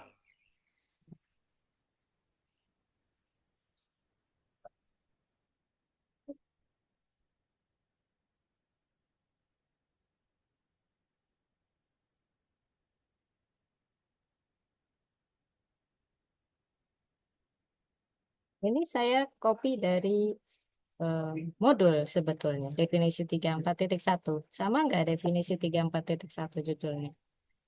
iya, definisi 3.4.1 di halaman 3.25. Oh, 3.25. 25, iya. Kok di saya 3.32? Oh, Mungkin yang edisi yang besar ya. edisi 3. Oh ya, benar edisi 3. Jadi gimana tadi? Untuk setiap bilangan epsilon positif, Terdapat bilangan asli n-nya tapi n kecil. n kecil gini, Iya, gitu ya. Terus iya. habis itu, Selebihnya sama sih, Bu. oke. Ininya n kecil apa n besar? Itunya n besar. Yang ini n besar, tapi di sini Iya, n kecil. iya makanya saya kemarin Ah, pas berarti tutor sempat dikoreksi gitu. Saya bingung kok ada yang beda dengan definisinya gitu kata tutornya. ya, berarti itu ada mungkin typo saat layout atau apa gitu. Oh, oke. Nah, jadi yang betul adalah ini n besar. Karena n yang di sini dengan n yang di sini itu sama. Ini boleh nggak n bilang ya boleh. Misalnya ini mau k juga boleh, tapi di sini harus k. Gitu. Ini sama ini tuh sama. Oke ya, clear ya? Ya, baik. Terima kasih, Bu. Ya, sama-sama. Oke, ini tadi barisan konvergen, barisan Cauchy. Ini gimana cara membuktikannya setelah kita udah tahu barisan Cauchy itu seperti apa? Nah, sama seperti di barisan konvergen, berarti eh, kita tujuan akhirnya itu adalah membuat bagaimana caranya supaya si XN ini boleh dibalik ya, boleh XM min XN boleh, mau XN min XM pun boleh, karena ini kan ada mutlaknya ya, jadi nggak masalah. Bagaimana caranya supaya nilai mutlak XM min XN itu kurang dari epsilon? Ini tujuannya, goalnya itu.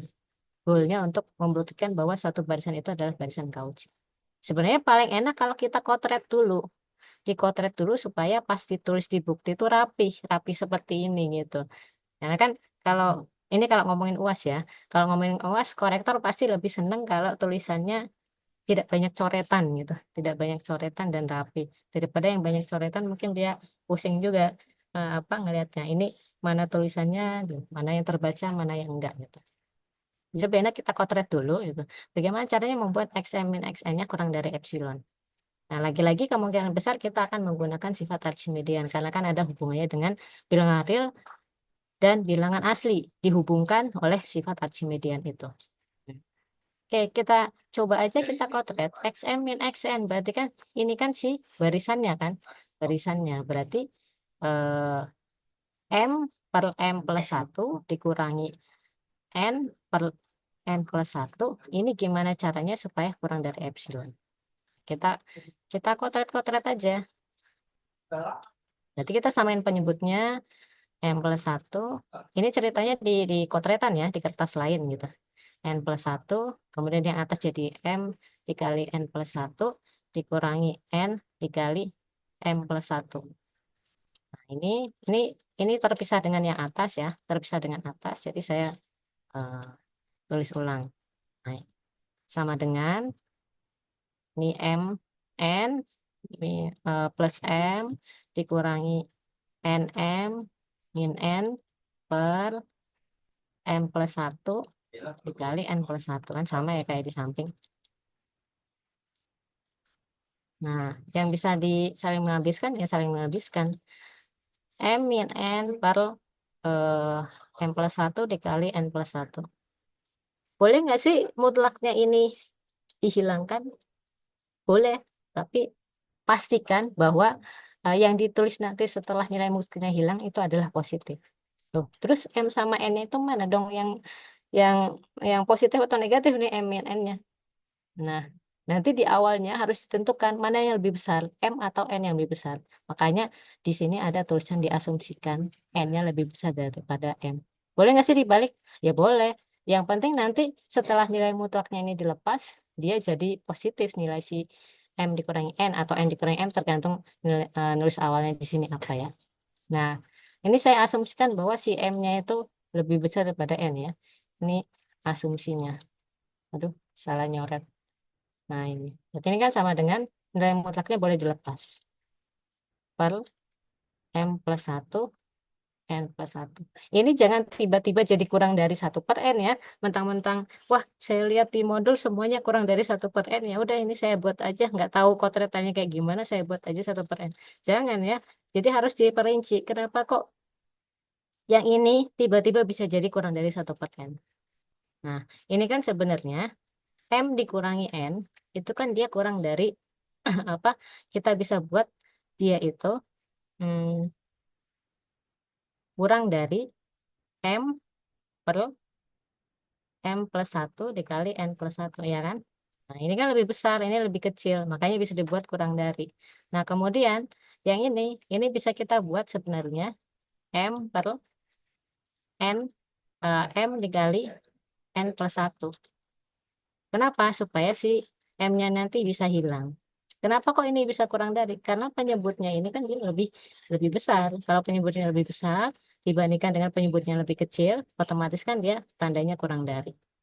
Nah, ini kan bisa saling menghilangkan. Makanya ketemulah. Ini saya bikinnya sama dengan. Kenapa sama dengan? Karena kan ini tidak ada perubahan apapun dan ini hanya merubah apa operasi biasa. 1/N plus 1. Nah, 1/N plus 1 ini bisa saya buat jadi kurang dari 1/N. Nah, karena tadi penyebutnya itu lebih besar yang sebelah sini daripada yang sebelah sini. Nah, itulah kenapa tiba-tiba dari sini bisa jadi ketemu 1/N itu. Jadi teman-teman harus tahu asal-usulnya itu. Nanti jangan tiba-tiba entah di tuton ataupun di ujian ya, tiba-tiba teman-teman tulis gini, N per N plus 1 dikurangi M per M plus 1, tiba-tiba jadi sama dengan eh, 1 kurang dari 1/N tanpa tahu ini diapa-apain gitu. Bisa jadi nanti akan dicoret entah oleh tutornya ataupun oleh korektornya kalau misalnya ujian. Nah, ini tidak boleh dilakukan ya. Walaupun hasil akhirnya benar, tapi kan kita harus tahu dulu prosesnya di dalamnya seperti apa. Oke, lanjut lagi. Nah, karena udah ketemu kurang dari 1/n, wah ini bisa dikaitkan dengan si sifat Archimedean. Berarti kita bisa gunakan si sifat Archimedean itu, karena ternyata si xm min xn-nya itu bisa kita buat kurang dari 1/n. Barulah kita tulis buktinya. Nah, tulis bukti tadi gimana? Kita ikutin aja si definisi barisan Cauchy. Nah, pertama, ini yang atasnya ini boleh nggak ditulis.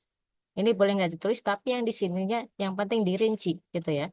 Yang paling atas ini boleh nggak ditulis, ya ini. Tapi di bawahnya diperinci. Tapi kalau di atasnya mau ditulis, di bawah boleh dipersingkat seperti ini. Jadi gimana terserah teman-teman gitu. Mau diperincinya di atas boleh, mau diperincinya di bawah boleh. Mulai dari definisi itu kan mulai dari sini.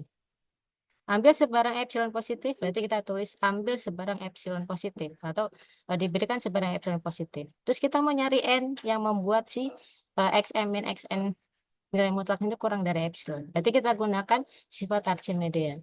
Terdapat bilangan asli n, ini n-nya boleh diganti sama k boleh. Terdapat bilangan asli k misalnya.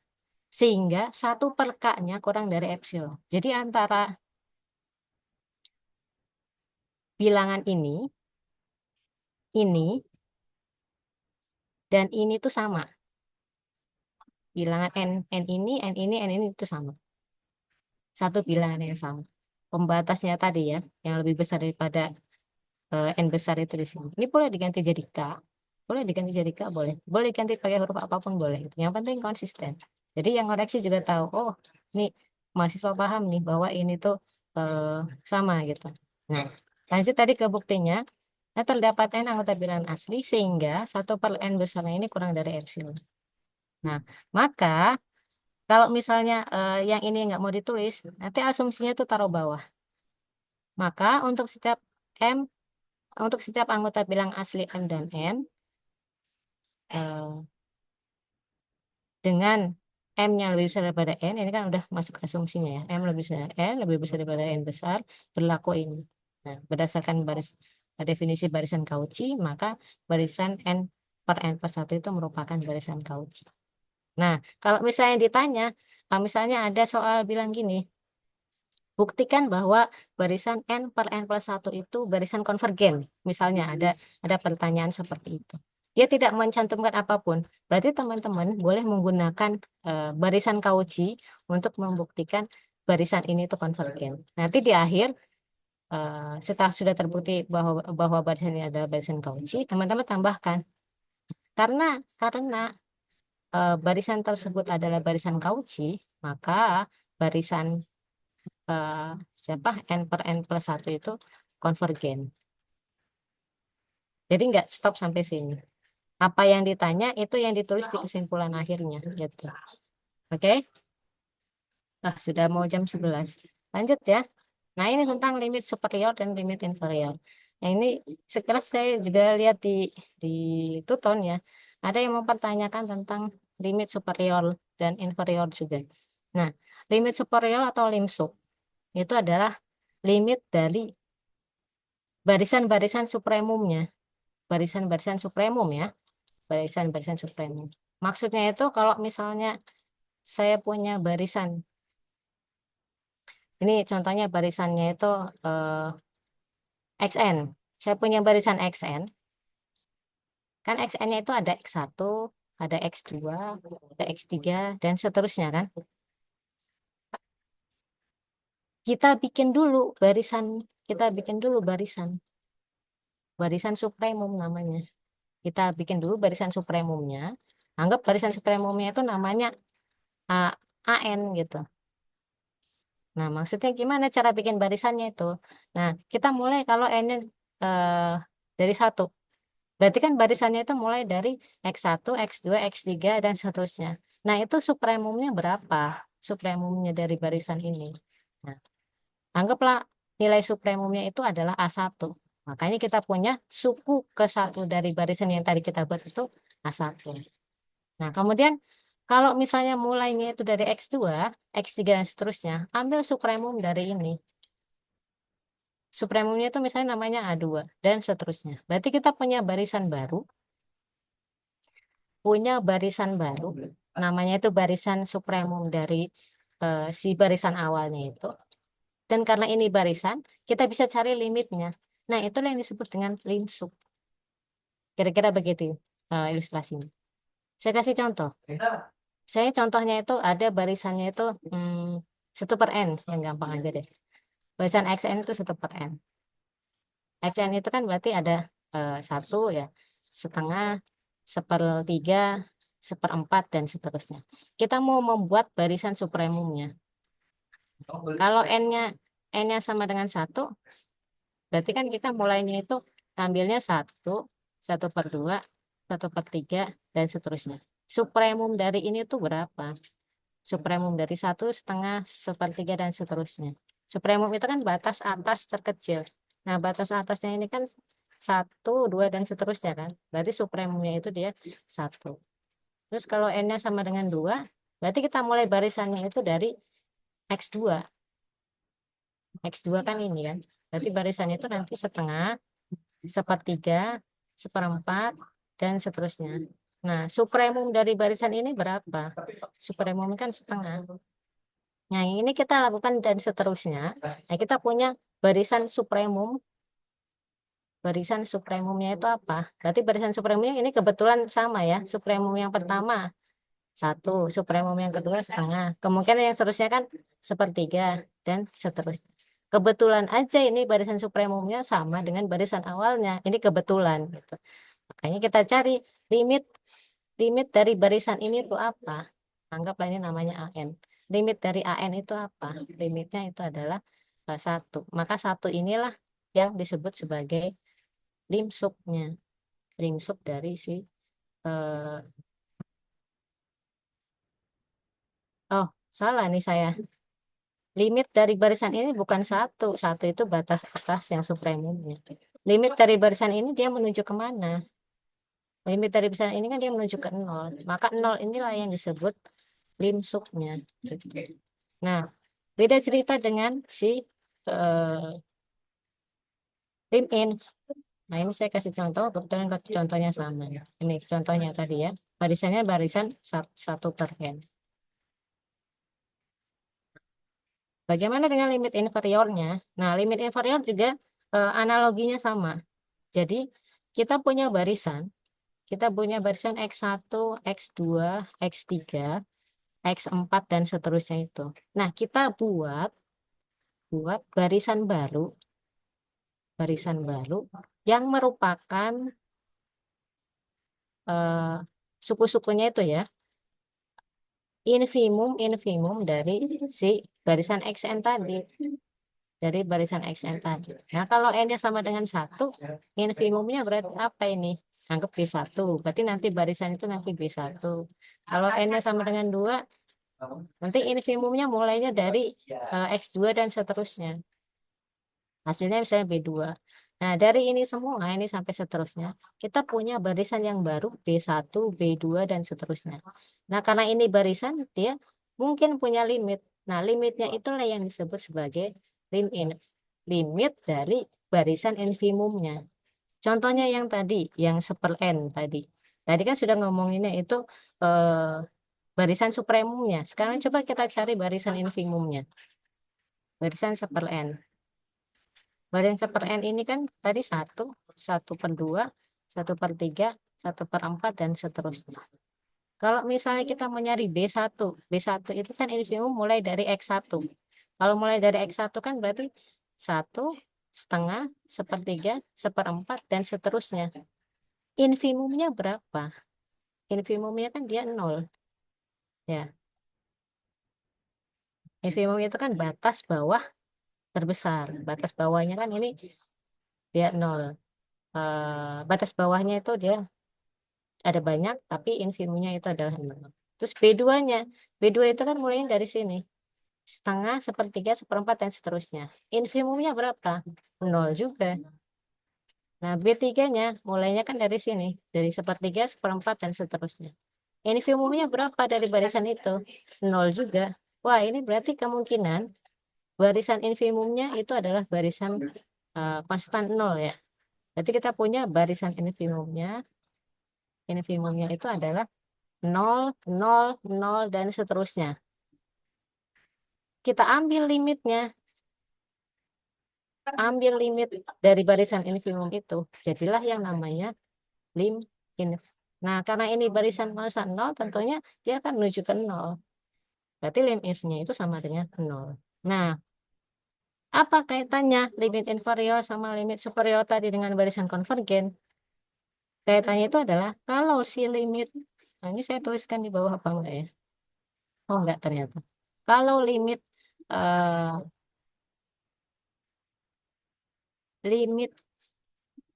superiornya itu sama dengan limit inferior, maka barisannya itu konvergen. Kenapa? Karena dia menuju titik limit yang sama. Ini kebetulan, bukan kebetulan karena memang fakta ya.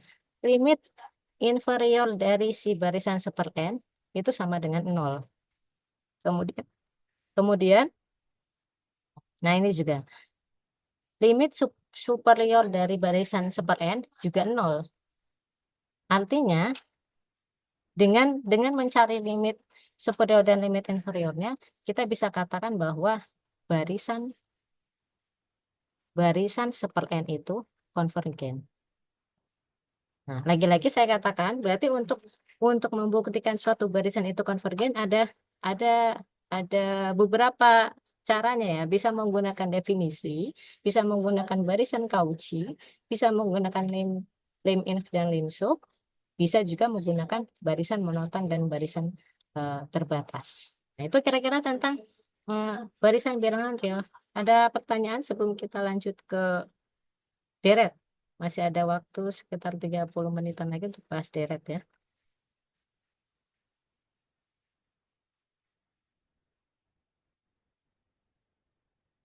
Kalau tidak ada, saya anggap tidak masalah. Oke, kita lanjut ke deret. Sebentar, saya buka filenya dulu. Deret walaupun belum belum mulai ya tutornya, tapi tidak apa-apa, malah nanti jadi bisa lebih tahu.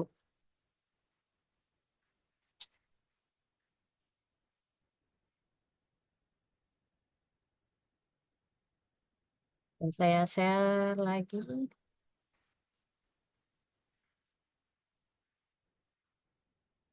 Nah, kelihatan ya. Ini eh, deret bilangan real. Sebenarnya kalau deret, saya lebih memfokuskan ke bagian bagaimana bagaimana memeriksa kekonvergenan deret bilangan real, lebih ke situ. Makanya saya bilang tadi bahwa mungkin bahasan tentang barisan akan lebih banyak daripada deret gitu. Nah, deret bilangan real itu apa bedanya dengan barisan? Ini nanti ada di materi inisiasi ya kalau di Pluton. Nah, sebentar. Nah, ini dia. Kita akan ngomongin tentang kekonvergenan deret. Paling paling gampang untuk menunjukkan kekonvergenan deret itu bisa pakai jumlahan parsial atau bisa juga dengan uji kekonvergenan deret. Nah, tapi dua-duanya bisa dipakai untuk semua deret atau tidak. Nah, itu nanti kita bahas. Nah, pertama apa sih yang dimaksud dengan deret itu? Nah, deret tak hingga ya atau deret ya. Kita sebutnya sebagai deret. Itu sebenarnya adalah eh, penjumlahan ya, penjumlahan atau deret yang dibangun oleh barisan AN itu sendiri. Jadi kalau kalau AN itu kan disebutkan, kalau barisan itu kan disebutkan, tapi tidak dijumlahkan, hanya disebutkan dan kita perhatikan perilakunya dia itu akan menuju kemana. Nah, tapi kalau deret itu kita jumlahkan suku-sukunya, suku-suku dari barisan itu, maka penjumlahannya itu akan menemukan suatu bilangan tertentu atau tidak gitu. Atau bahkan tidak terdefinisi. Nah, itu yang dimaksud dengan apa yang mau kita bahas di kekonvergenan deret itu. Mungkin ini simbolnya sudah tidak asing ya karena di SMA atau SMK pun sudah pernah dituliskan notasi seperti ini. Nah, kemudian apa yang dimaksud dengan jumlahan parsial dari suatu deret gitu. Kalau deret itu kita tulisnya, oh ini coret-coretnya Dari mana ya? Mungkin dari sini ya. Ini. Kalau misalnya deret itu penjumlahannya itu dari n-nya dari satu sampai tak hingga. Nah, kalau misalnya itu apa tuh namanya? Jumlahan parsial itu sampai n saja. Nah, ini bedanya. Sampai n saja. Karena disebut juga parsial sebagian. Jadi kita jumlahkan sampai n tertentu, itu dia akan mengarah ke suatu bilangan atau tidak. Atau dia malah jumlahnya itu tak hingga atau malah tak terdefinisi. Nah, itu maksudnya jumlahan parsial dari suatu deret. Kita jumlahkan sampai deret tertentu, nah itu dinamakan eh, jumlahan parsialnya. Lanjut ya. Ini saya nggak bisa coret-coret, saya stop share dulu, saya buka dengan ini lain ya, apa bentuk lain.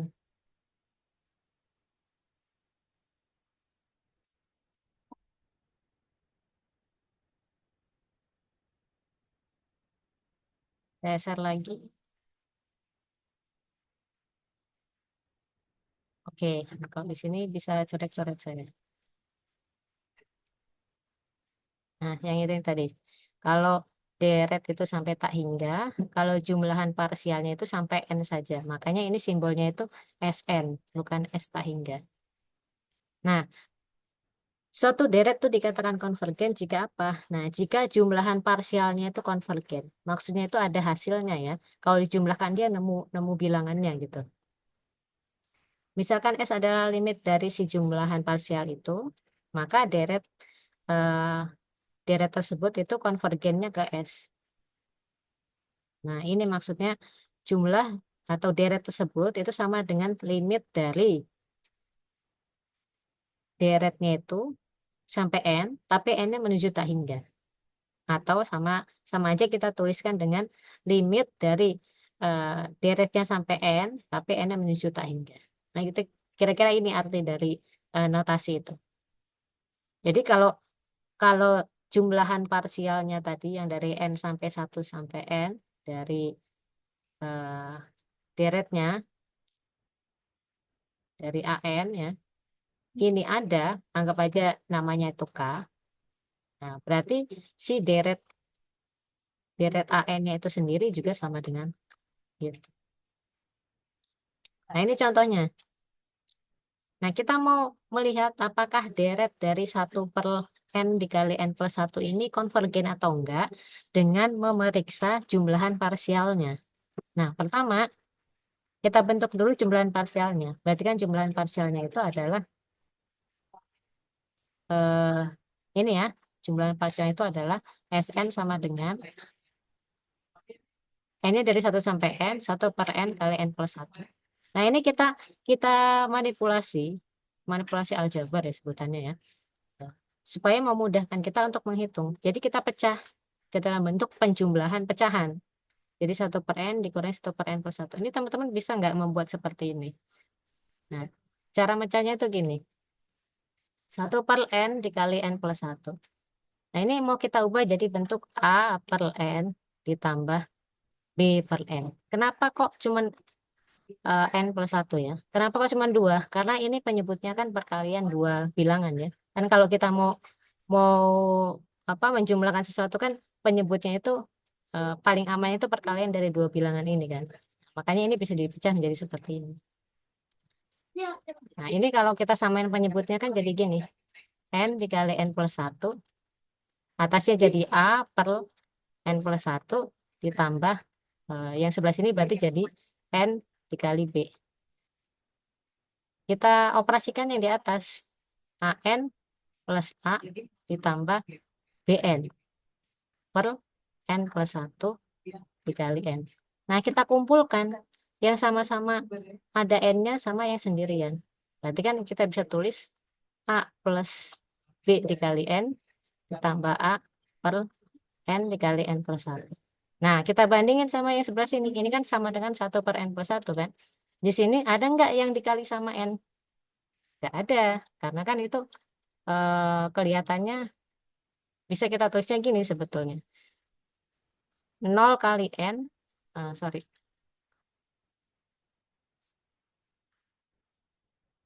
0 dikali N ditambah 1 per N dikali N plus 1. Kan bentuknya seperti ini. Artinya dari sini kita bisa dapat apa? Dari sini kita bisa dapat bahwa A ditambah B-nya itu sama dengan 0. Yang keduanya A-nya itu sama dengan 1. Ini kan yang konstantanya 1. Ini konstantanya A doang. Nah, kalau A-nya sama dengan 1, berarti B-nya sama dengan min A. Makanya kita dapat 1 per N dikali N plus 1 ini bisa kita pecah jadi A-nya tadi berapa? Min 1 ya. Pas, ini bisa di A-nya tadi berapa? 1. Sini ya. Berarti ini jadi 1 per N. B-nya berapa? Min A. Karena A-nya 1 kan berarti B-nya sama dengan min 1. Dikurangi 1 per N plus 1. Ketemulah bentuk ini. Gitu. Jadi kalau seandainya nanti teman-teman menemukan bentuk lain, misalnya bentuknya seperti ini, deretnya.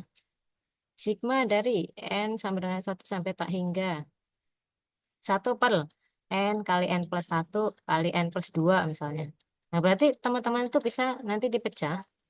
Si pecahan ini tuh menjadi bentuk penjumlahan 1 per A per N, nanti ditambah B per N plus 1, ditambah lagi sama C per N plus 2. Nah, nanti ketemu nilai A, B, C-nya. Tinggal di apa, ubah ke dalam bentuk seperti ini untuk memudahkan menjumlahkannya nanti. Nah, itu ini aja intermezzo gitu. Khawatirnya ada yang sudah lupa bagaimana mengubah dari bentuk pecahan seperti ini menjadi penjumlahan pecahan gitu. Oke, lanjut ya. Nah, setelah kita udah ubah bentuk ini, nah kita masukkan N-nya. Kalau N-nya 1, berarti kan jadinya 1 dikurangi 1 per 2. N-nya 1, berarti yang sebelah sini jadi 1 per 2. Nah, ditambah, kalau N-nya 2, berarti jadi 1 per 2 dikurangi 1 per 3. Dan seterusnya. Kalau kita perhatikan di sini, kalau kita perhatikan di sini, ini kan ada yang saling menghabiskan antara kiri dan kanan. 1 per 2, negatif 1 per 2 sama 1 per 2. Berarti ini juga saling menghabiskan dan sebelah. Berarti yang ini pun nanti, yang 1 per N yang ini, akan saling menghabiskan dengan yang sebelumnya. Sisanya tinggal apa? Sisanya berarti tinggal 1 dan negatif 1 per N plus 1. Berarti penjumlahan ini tuh bisa kita tulis sama dengan 1 dikurangi 1 per N plus 1. Nah, kita perhatikan bagian yang sebelah sini. Bagian yang ini. 1 dikurangi 1 per N plus 1, ini kita ambil limitnya. Kita ambil limitnya. Berarti kalau mau kita tuliskan, dia bentuknya seperti ini. Yang bagian sebelah sini tuh, ini kan SN kan, ini sama dengan SN. Kita ambil limitnya. Limit dari SN. Artinya, limit dari 1 dikurangi 1 per N plus 1. Nah, kalau limit itu kan penjumlahan bisa dipecah ya. Jadi limit 1, mau ditambah dikurang boleh ya, asal konsisten aja. Dikurang limit 1 per N plus 1. Nah, yang ini limit 1 itu kan berarti 1, karena dia limit konstanta. Dikurangi limit 1 per N plus 1. Nah, 1 per N plus 1 itu menuju kemana? 1 per N plus 1 itu kan menuju ke 0. Berarti 1 dikurangi 0 kan sama dengan 1. Artinya, limit dari SN-nya itu sama dengan 1. Makanya di sini ditulis, di sini SN-nya menuju 1, untuk N-nya menuju tak hingga. Artinya nilai dari limit si SN-nya itu adalah 1. Berarti jumlahan parsialnya itu ada. Jumlahan parsialnya itu ada dan real. Yaitu 1. Nah, berdasarkan tadi apa definisi dari barisan atau deret ya, definisi dari deret yang tadi kekonvergenan, bahwa kekonvergenan deret itu bisa menggunakan jumlahan parsialnya dan nilainya adalah sama. Nah, yang tadi di sini. Nah, yang ini. Artinya nilai dari deret ini pun sama dengan 1. Kalau nilainya ada, berarti dia konvergennya juga ke 1. Bisa kita simpulkan bahwa deret ini itu konvergen, konvergennya ke 1. Nah, itu cara mencari atau memeriksa kekonvergenan deret dengan jumlahan parsial. Oke, itu yang pertama. Nah, sampai sini ada pertanyaan tentang jumlahan parsial? Tidak, Bu. Oke, sip ya. Mungkin nanti yang jadi PR adalah bagaimana mengotak-atik si barisannya itu supaya bisa menemukan jumlahnya. Kalau udah sampai limitnya mungkin tidak masalah. Oke, terus kemudian deret dengan suku-suku positif. Artinya deretnya semuanya anggotanya itu positif. Ini saya lewat aja. Ada juga yang disebutnya deret selang-seling. Deret selang-seling itu maksudnya seperti deret apa min 1 pangkat n. Banyak deret yang ada dalam kurungnya seperti ini. Berarti tanda itu adalah deret selang-seling gitu. Jadi A1 dikurangi A2 ditambah jadi simbolnya ini selang-seling. Nah, deret selang-seling ini bisa konvergen. Asalkan dia monoton turun dan limit dari si barisan AN-nya itu sama dengan 0. Nah, seperti ini. Contohnya, deret ini tuh konveren nggak sih? Kan kalau kita lihat itu syaratnya dia itu konvergen deret ya, kita ngomongnya deret. Untuk deret selang-seling, kita bisa katakan bahwa deret itu konvergen. Kita bisa lihat dari si barisannya. Barisannya itu dia monoton turun nggak? Terus limitnya itu sama dengan 0 nggak? Nah, kita perhatikan dari yang sebelah sini. Ini dia. Ini AN-nya. Nah, si barisan barisan seper N ini dia monoton turun nggak? Barisan AN-nya itu kan sebenarnya bentuknya itu kan 1,5, sepertiga, seperempat, dan seterusnya. Ini kan monoton turun. Dia monoton turun. Karena makin besar N-nya, makin kecil nilainya. Terus limitnya berapa? Limit dari si barisan ini. Limitnya itu kan menuju 0. Nah, berarti memenuhi dua syarat tersebut. Berarti kita juga bisa katakan bahwa deret yang ini itu konvergen. Konvergen. Tapi ini hanya khusus untuk deret yang selang-seling gitu. Kalau untuk deret yang lain belum tentu. Nah, ada juga yang bisa menggunakan dengan uji banding. Lagi-lagi kita harus perhatikan syaratnya. Syaratnya apa? Lihat suku-sukunya itu non negatif atau tidak. Jadi ada dua buah deret nih. Ada deret AN sama BN. Nah, kalau setiap suku di AN-nya itu kurang dari BN dan BN-nya itu konvergen, berarti si deret AN-nya juga konvergen. Atau sebaliknya, kalau si BN-nya itu divergen, maka eh, deret AN-nya juga konvergen. Ini sebutnya uji banding. Jadi dibandingkan dengan apa yang udah diketahui. Ini yang diketahui dan ini yang ditanyakan. Tapi yang ditanyakan itu nilainya lebih kecil dari yang diketahuinya itu dibandingkan. Kalau dia ternyata lebih kecilnya nilainya itu ya berlakunya untuk setiap sukunya, maka kita bisa simpulkan bahwa eh, kalau BN-nya deret BN-nya konvergen, dia juga ikut konvergen. Nah, ini yang mungkin perlu diingat sama teman-teman. Selain dari ini saya sarankannya kalau untuk UAS ya, saya sarankannya itu kalau untuk deret cobalah yang berlatih dengan yang uji rasio ini dengan jumlahan parsial. Tapi mau menggunakan uji yang lain juga nggak apa-apa. Asalkan tadi itu perhatikan syarat-syaratnya. Seperti tadi deret selang-seling, berarti syaratnya harus suku barisan yang di sininya itu dia non negatif dan syarat kekonvergenannya itu kalau si barisan AN itu monoton turun dan limit AN sama dengan 0. Tapi kalau nggak mau ngingetin terlalu banyak, berarti cukup ingatin yang jumlahan parsial dengan uji rasio aja. Nah, kalau uji rasio itu seperti apa? Uji rasio itu membandingkan dua suku yang ada di daerah tersebut. Jadi AN plus satunya kalau dibandingin dengan AN itu limitnya gimana? Apakah dia kurang dari 1 atau lebih dari 1? Kalau kurang dari 1, maka deretnya konvergen. Tapi kita tidak tahu berapa nilai deretnya itu kita tidak tahu. Kalau misalnya hanya ditanyakan apakah deret ini konvergen atau enggak, uji rasio udah cukup. Tapi kalau ditanya dia konvergennya kemana, berarti mau nggak mau harus cari dengan jumlahan parsial. Nah, kalau kalau misalnya si uji rasio itu menghasilkan L-nya, kadang-kadang tulisnya L, kadang-kadang tulisnya R ya, yang penting konsisten aja. Lebih dari satu maka dia divergen. Nah, gimana kalau misalnya L-nya sama dengan nol misalnya? Kalau sama dengan nol berarti kita tidak bisa menyimpulkan apa-apa. Kemungkinan deretnya bisa konvergen, kemungkinan deretnya bisa divergen. Terus bagaimana solusinya? Anda harus menggunakan uji yang lain, uji yang lain, atau bisa juga menggunakan jumlahan parsialnya untuk menentukan kekonvergenan deret. Gitu. Kalau misalnya ternyata pasti di, dihitung ternyata si rasionya itu dia sama dengan nol. Terus ada juga uji yang lain. Ada uji akar, kemudian ada juga konvergen mutlak. Nah, saya kasih contoh dulu yang ini ya, uji rasio. Misalnya deretnya deret apa ya? Mungkin saya kasih ini aja ya, takut nggak muat di sini ya.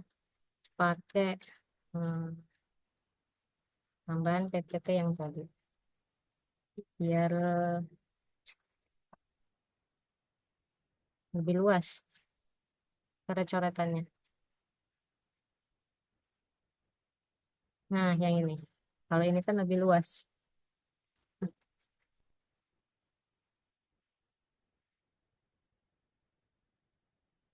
Misalnya deret, hmm, deret apa ya? Deretnya, sigmanya seper N, mau yang serem atau mau yang nggak serem nih? Seper N pangkat 2 dulu boleh. Atau gini. Seper N pangkat 2 ini konvergen apa enggak? Konvergen atau tidak? Nanti contoh kedua baru ya. Nah, misalnya kita mau pakai uji rasio. Berarti kan kita lihat, misalnya saya mau pakainya itu R simbolnya ya, R. Berarti kita cari XN plus 1 per XN-nya ini gimana? XN plus 1 ini kan berarti 1 per N plus 1 pangkat 2 per 1 per N pangkat 2. Ini kita uraikan. Atau kita balik dulu ya, biar gampang. 1 per N plus 1 pangkat 2 dikali, naik ke atas kan ya. N pangkat 2 per 1 nggak usah saya tulis.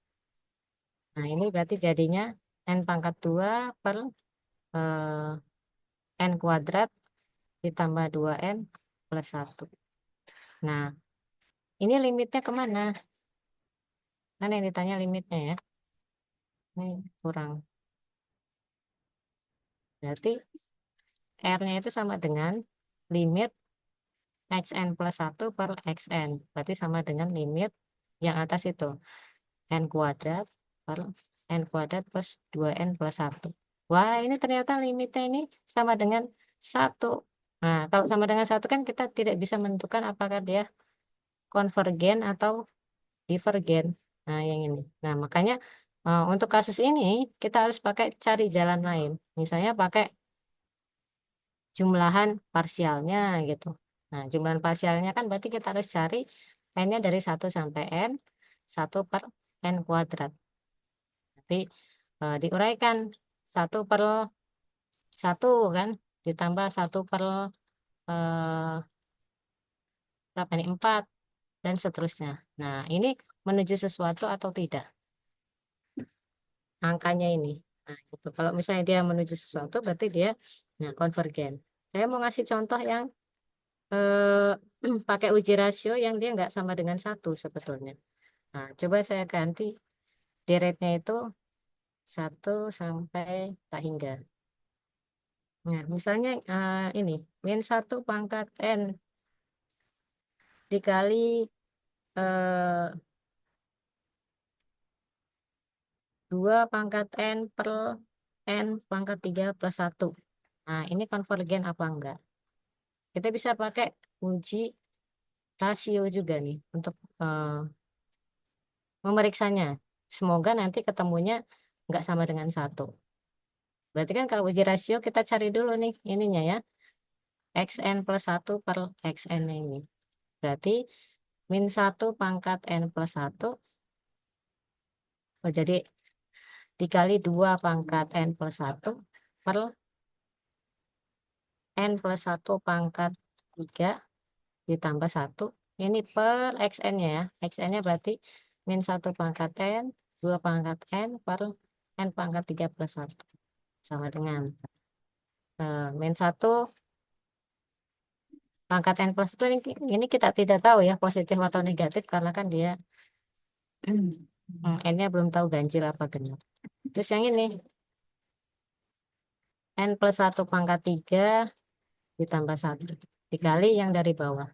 Yang dari bawah itu kan berarti dia naik ke atas yang N pangkat 3 plus 1-nya ya. Per bawahnya berarti min 1 pangkat N dikali 2 pangkat N. Apa ini yang bisa dicoret-coret?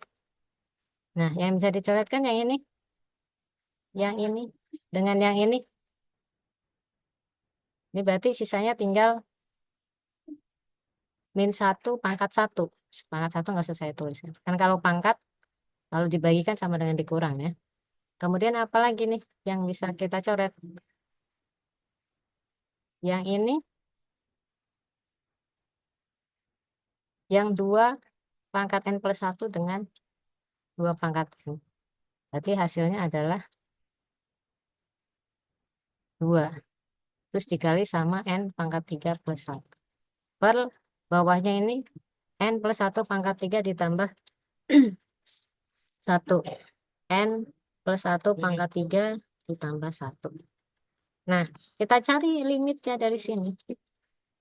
Langsung aja kita tuliskan R-nya itu sama dengan limit dari Xn plus 1 per Xn. Berarti sama aja dengan limit. Ini min 2-nya saya kedepanin. Kan min 1 kali 2 min 2. N pangkat 3 plus 1 per N plus 1 pangkat 3 plus 1. Nah, ini sama dengan berapa ini?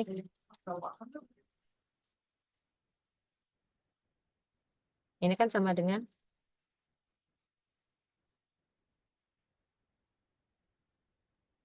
berapa ini? Ini sama ini. Min 2. Min 2. Kalau R-nya min 2, berarti R-nya kurang dari atau lebih dari? Kurang dari 1. Kalau kurang dari 1, berarti Berarti divergen apa? dia konvergen. Nah, gitu. Berarti dia R-nya sama dengan min 2.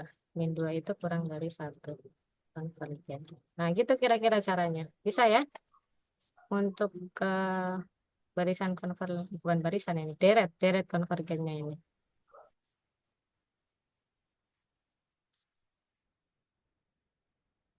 Ada pertanyaan? Masih ada 7 menit terakhir, Ibu, yang ya? tadi yang limit yang limit deret yang 1/n² itu kan kita harus nyari partial sum-nya. Ya, Kira-kira saya masih belum kebayang untuk cara nyari partial sum-nya itu. dari Uh, deret iya, 1 per N kuadrat. iya yang tadi terakhir itu kira-kira langkah.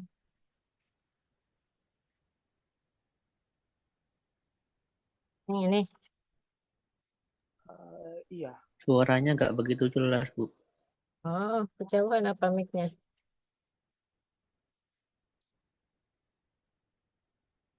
Oke, ini kan tadi sampai ditambah sampai seperlen ya. Nah, nah, ini kalau kalau di secara ini ya, 1 ditambah 1/4 ditambah seterusnya sampai ditambah N kuadrat ya, N kuadrat. Nah, ini kan dia akan kurang dari tahingga sebetulnya ya, kan kurang dari tahingga. Hasilnya ini dia akan kurang dari tahingga. Kalau kurang dari tahingga berarti dia nantinya itu eh, ada hasilnya, ada angkanya, dia terbatas. Nah, kalau terbatas berarti si SN-nya kurang dari tak hingga juga. Artinya dia ada dan real. Nah, karena memenuhi ini, makanya sigma si 1/n² itu dia konvergen. Gitu. Oke, baik. Assalamualaikum. Ya. Waalaikumsalam. Izin pamit dulu, Kak. Mau Ya. keluar bentar. Oh, izin pamit. Ya. Oke, silakan, silakan. Assalamualaikum. Waalaikumsalam. Oh, tadi sempat putus-putus, mungkin kejauhan kali ya. Oke, ada pertanyaan terakhir mungkin tentang barisan atau deret.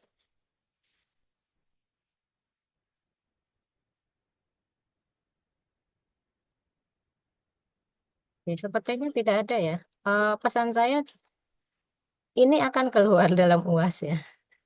Ini akan keluar dalam UAS, entah yang barisan ataupun yang deret, salah satu akan keluar. Jadi latihan aja dari modulnya, itu dicoba. Kalau deret tadi itu cukup tadi yang saya kemukakan ya.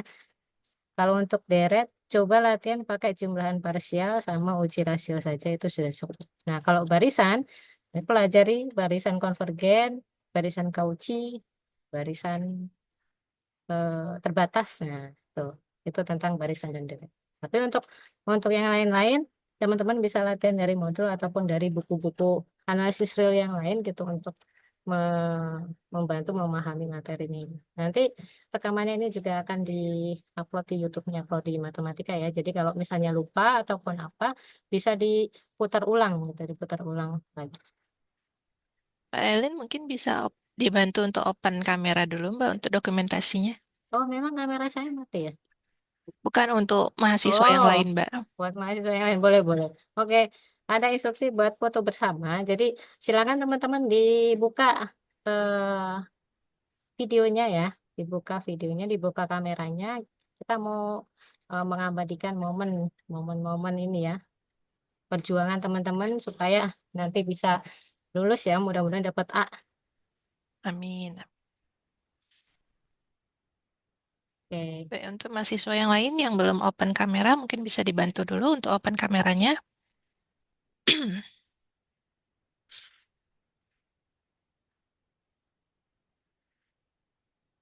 Nanti yang menghitung saya atau Oh, saya saja, Mbak. oke, terima kasih ya. Ya, ini hanya ada satu slide, jadi kita hanya perlu take satu kali. Oke, siap-siap dalam hitungan ketiga. 1, 2, 3. Senyum. Oke, sudah. Terima kasih. Terima kasih juga untuk teman-teman semua. Kalau misalnya masih ada pertanyaan lagi, boleh ditanyakan di tutornya. Walaupun tutornya bukan saya itu, tapi tutor yang lain juga akan membantu teman-teman mahasiswa gitu. Kalau ada pertanyaan, ditulis aja di tutornya. Nanti akan dijawab oleh beberapa teman ataupun oleh tutornya ya. Oke, terima kasih yang sudah hadir. Kurang lebihnya saya mohon maaf. Saya akhiri. Wassalamualaikum warahmatullahi wabarakatuh. Tetap semangat ya. Terima kasih banyak. Waalaikumsalam warahmatullahi wabarakatuh.